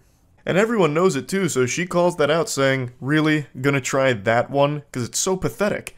And he goes, what? It was a compliment. And she just says, whatever. And then that really sets him off. So, a guy who you are already desired to be intimate with gives you a compliment, you get bitchy? And then he doesn't get a response, obviously. And then it comes back later saying, are you ignoring me now? She said, you live in a different country than me.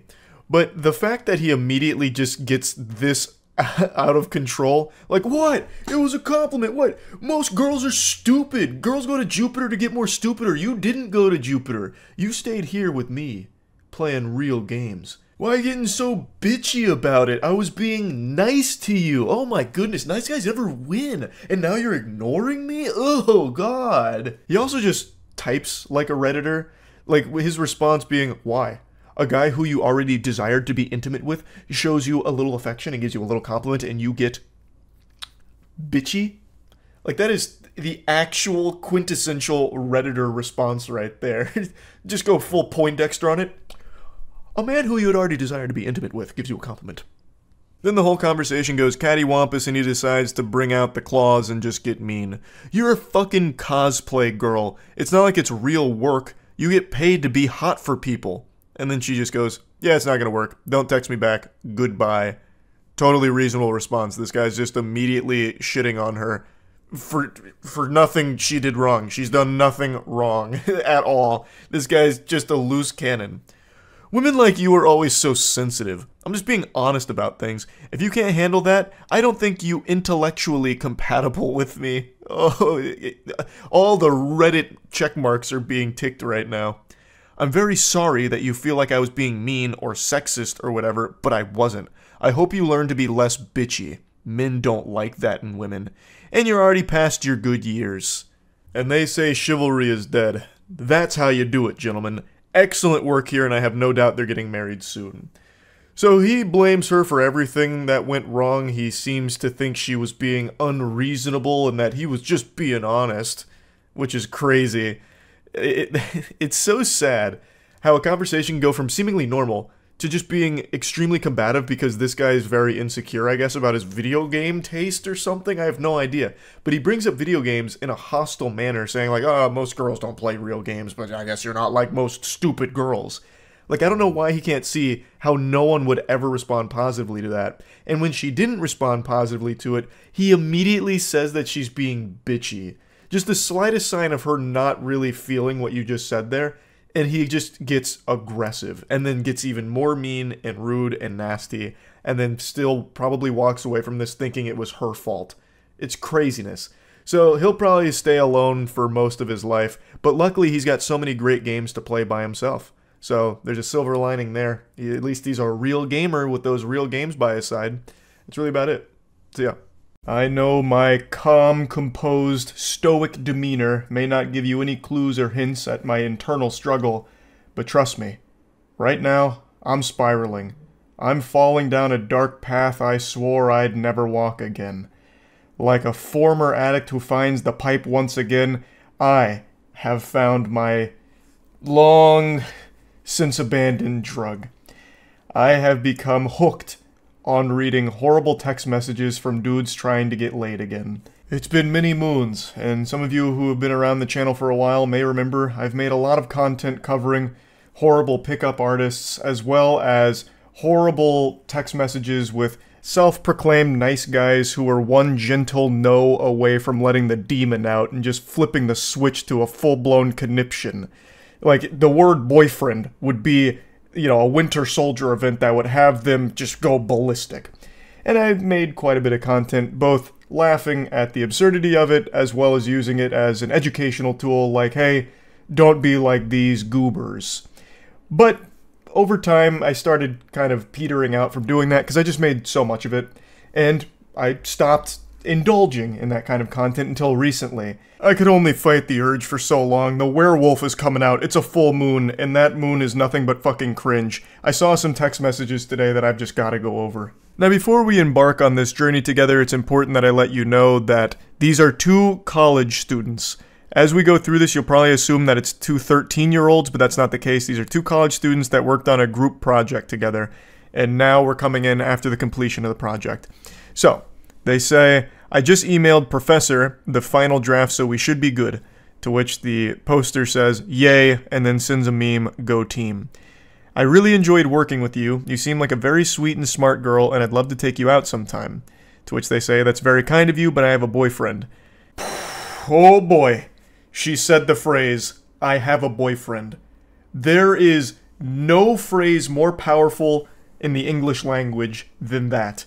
The strongest sentence ever constructed. That's like the nuclear bomb here.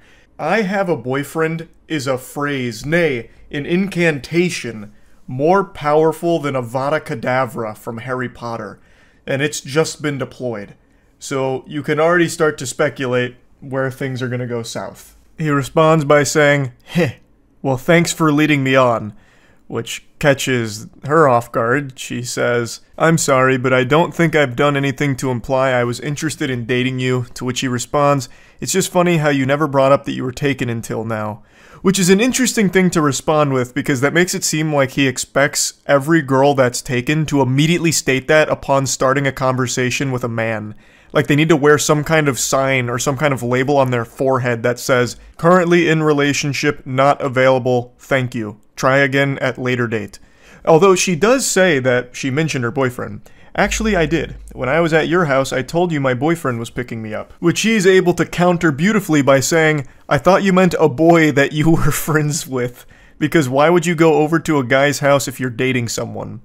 And she says, because you offered to host and we needed somewhere to work on our project together, my boyfriend knew and didn't care because all we were doing was working. I'm sorry if I did anything to give you the wrong idea. And then he says, you let me buy you a pizza. Now, admittedly, I understand where the guy's coming from here. We all know about the law of equivalent exchange thanks to Full Metal Alchemist, and we have something like that in the real world. If you buy a girl a pizza, she is obligated to have sex with you.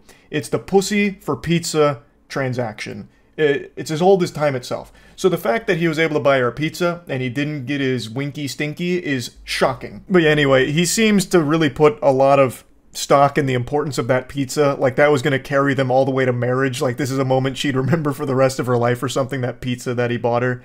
But I'd like to backtrack a bit, just briefly. Let's go to the previous chapter, where he said, I thought you meant a boy you were friends with, because why would your boyfriend be okay with you going to a guy's house to work on a project? And I feel like that's a dogshit perspective that's not unique to just this guy in this situation. I've seen a lot right now where people work under the assumption that if your significant other is doing anything in any capacity with someone of the opposite sex, it means that they're unfaithful to you and they're cheating.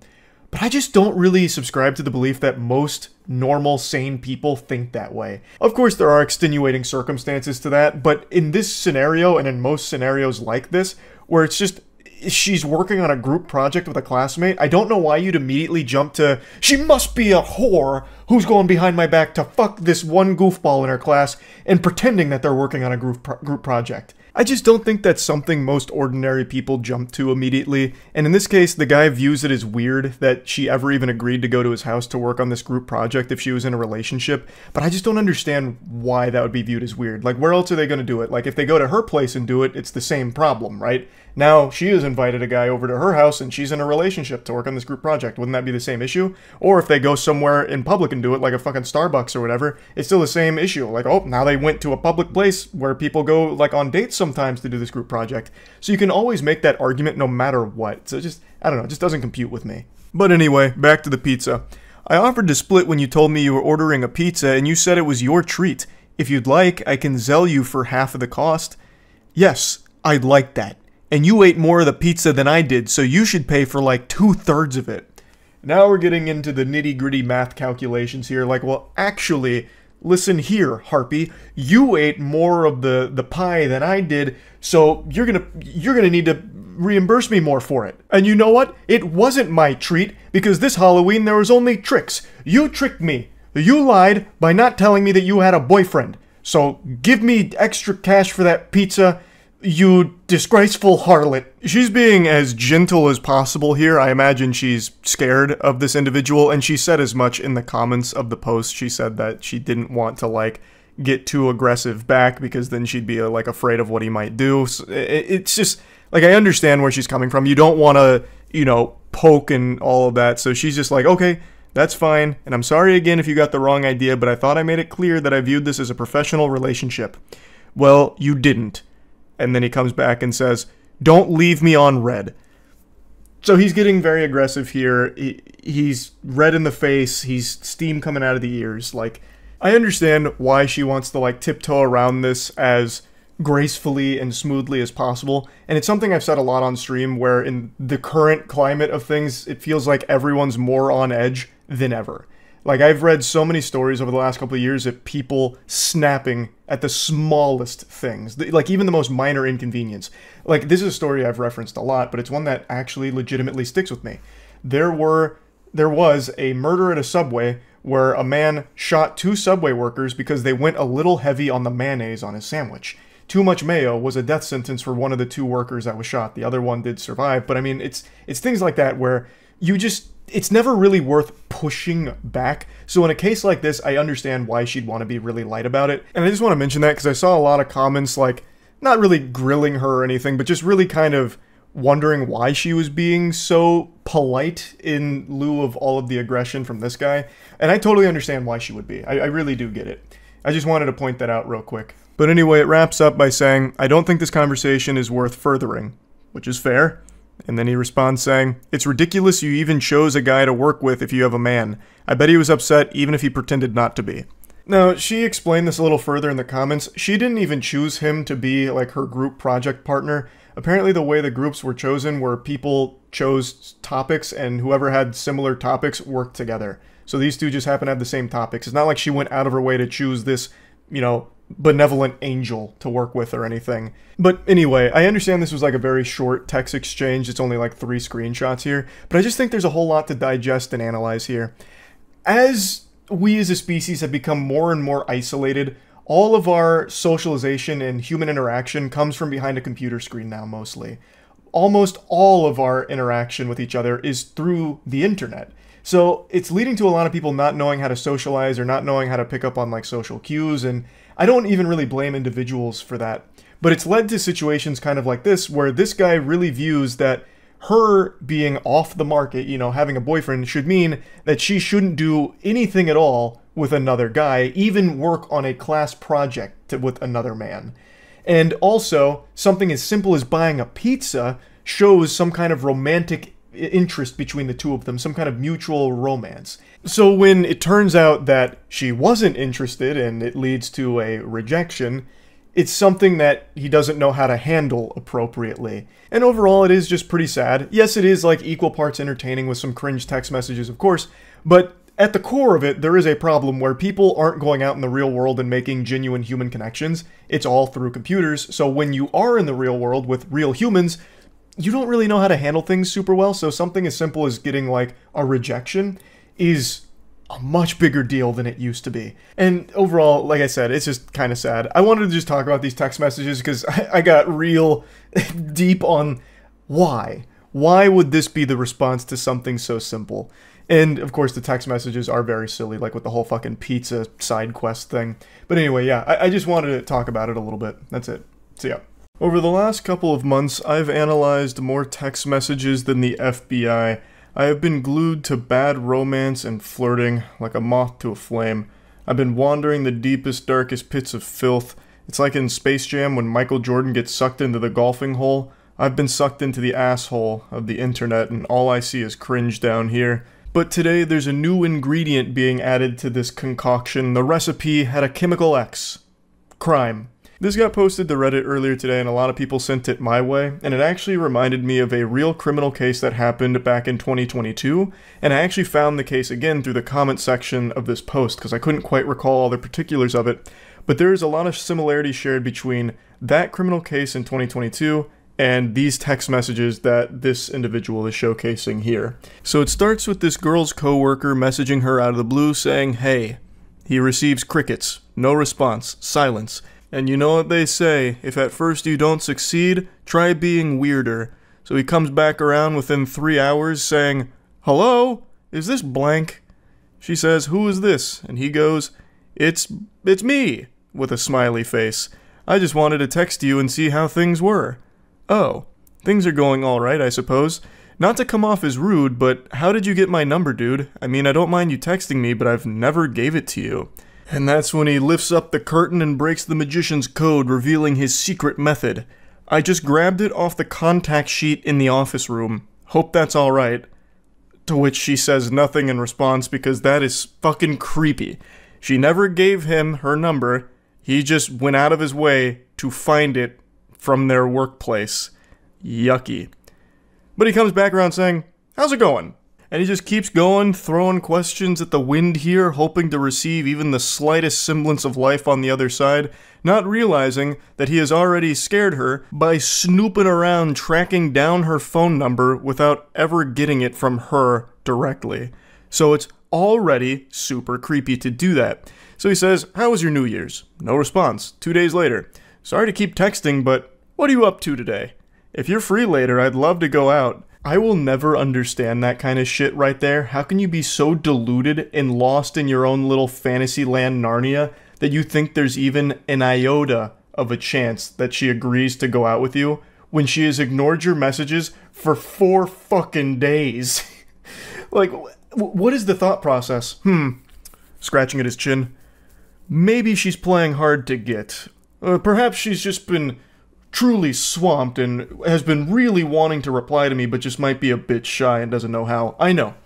I'll go ahead and invite her out with me. That should make her a lot more comfortable. And he goes a bit deeper. "I know you're probably busy, but I could pick you up too, so you wouldn't have to take the bus anywhere. If you wanted to go out, that is.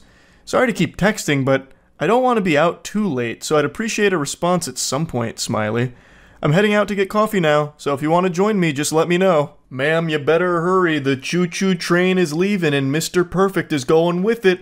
You only have one opportunity to get coffee with a gentle sir like this, so you really gotta play your cards right." She declines, saying, "I would appreciate it if you didn't text me unless it's work-related. I don't really know you, and I'm only blank. You're 5 years older than me, dude. This just feels creepy."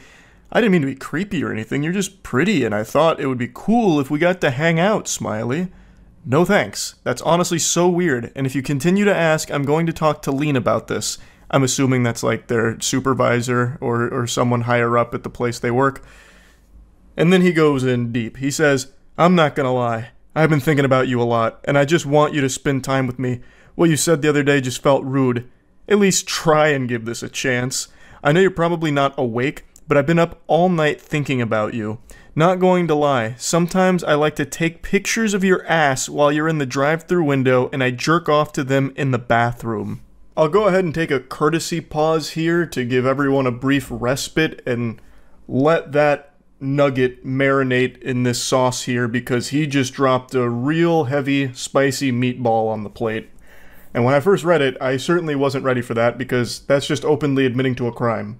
I'm not a sheriff or anything, but I'm pretty confident that that's illegal. He'd probably be taken away in handcuffs if this information got out, which it should.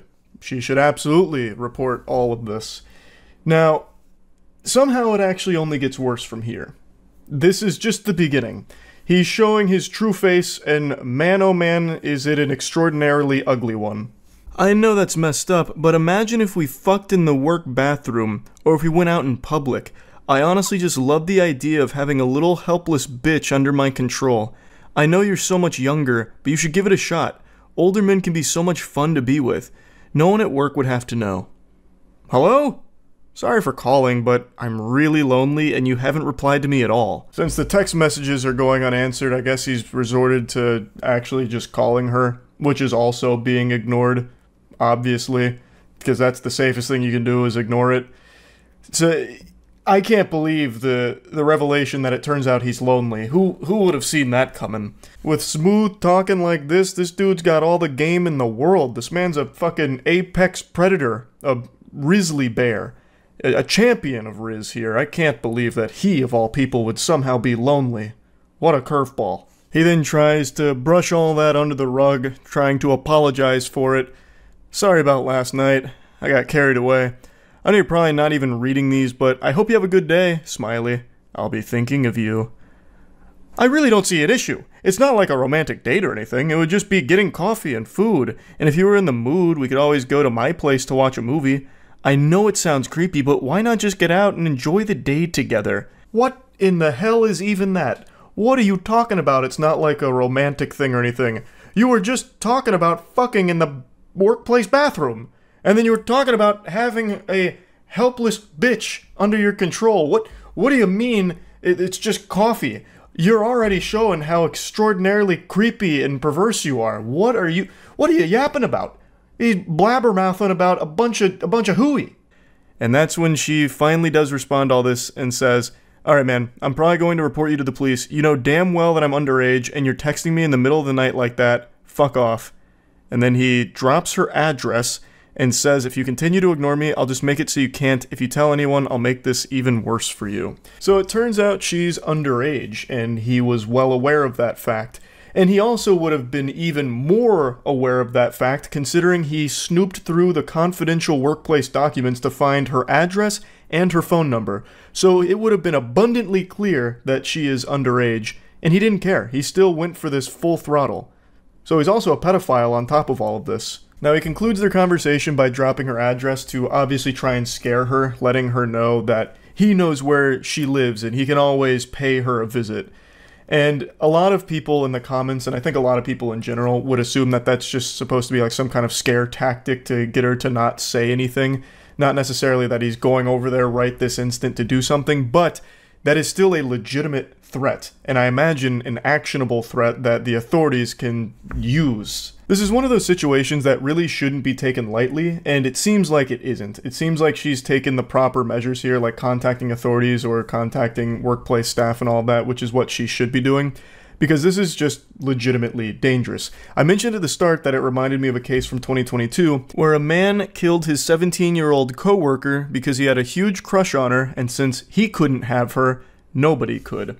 Her name was Riley Whitelaw, and she was murdered at her place of work by this individual. He recently got sentenced in October of 2023 for the murder, and it is just horrifying. Now, Riley had previously made a complaint to the employment about how uncomfortable he made her with like the advances that he would make on her and all of that, and even asked to like have her schedule changed so they wouldn't have to work together. And despite all of that, they still worked together. The place of employment did not change her schedule around to get her away from him or anything like that. They continued to work together despite all of her complaints until it eventually culminated with him killing her. It's a tragic story. Fucking horrifying. And it reminds me of the text messages we just read right there, where a coworker becomes infatuated with someone and then eventually does something disgusting like that. So reading through these text messages, it is a concerning individual in a scary situation. And it's something I think about from time to time about how awful it must be to just be doing your job, doing nothing wrong at all, and then still ending up in a situation like this. This girl never made any advances toward this guy. She never even gave him her number or anything at all. And yet somehow he still became obsessed with her and then stalked her company documents to find her phone number and her address and all of that. It's just so awful. She's literally just doing her job and then gets put in a situation like this because of this absolute lunatic. So yeah, just wanted to talk about it a little bit. I think situations like these should always be taken seriously. Like if a coworker or anyone for that matter starts to get like a level of obsession with you that it becomes a bit palpable, that you can start to see it, it immediately needs to be something that you take very seriously because you never know where it could lead. And I think that is just always something that needs to be handled with real care. So just wanted to go over this a little bit. That's really it. So yeah.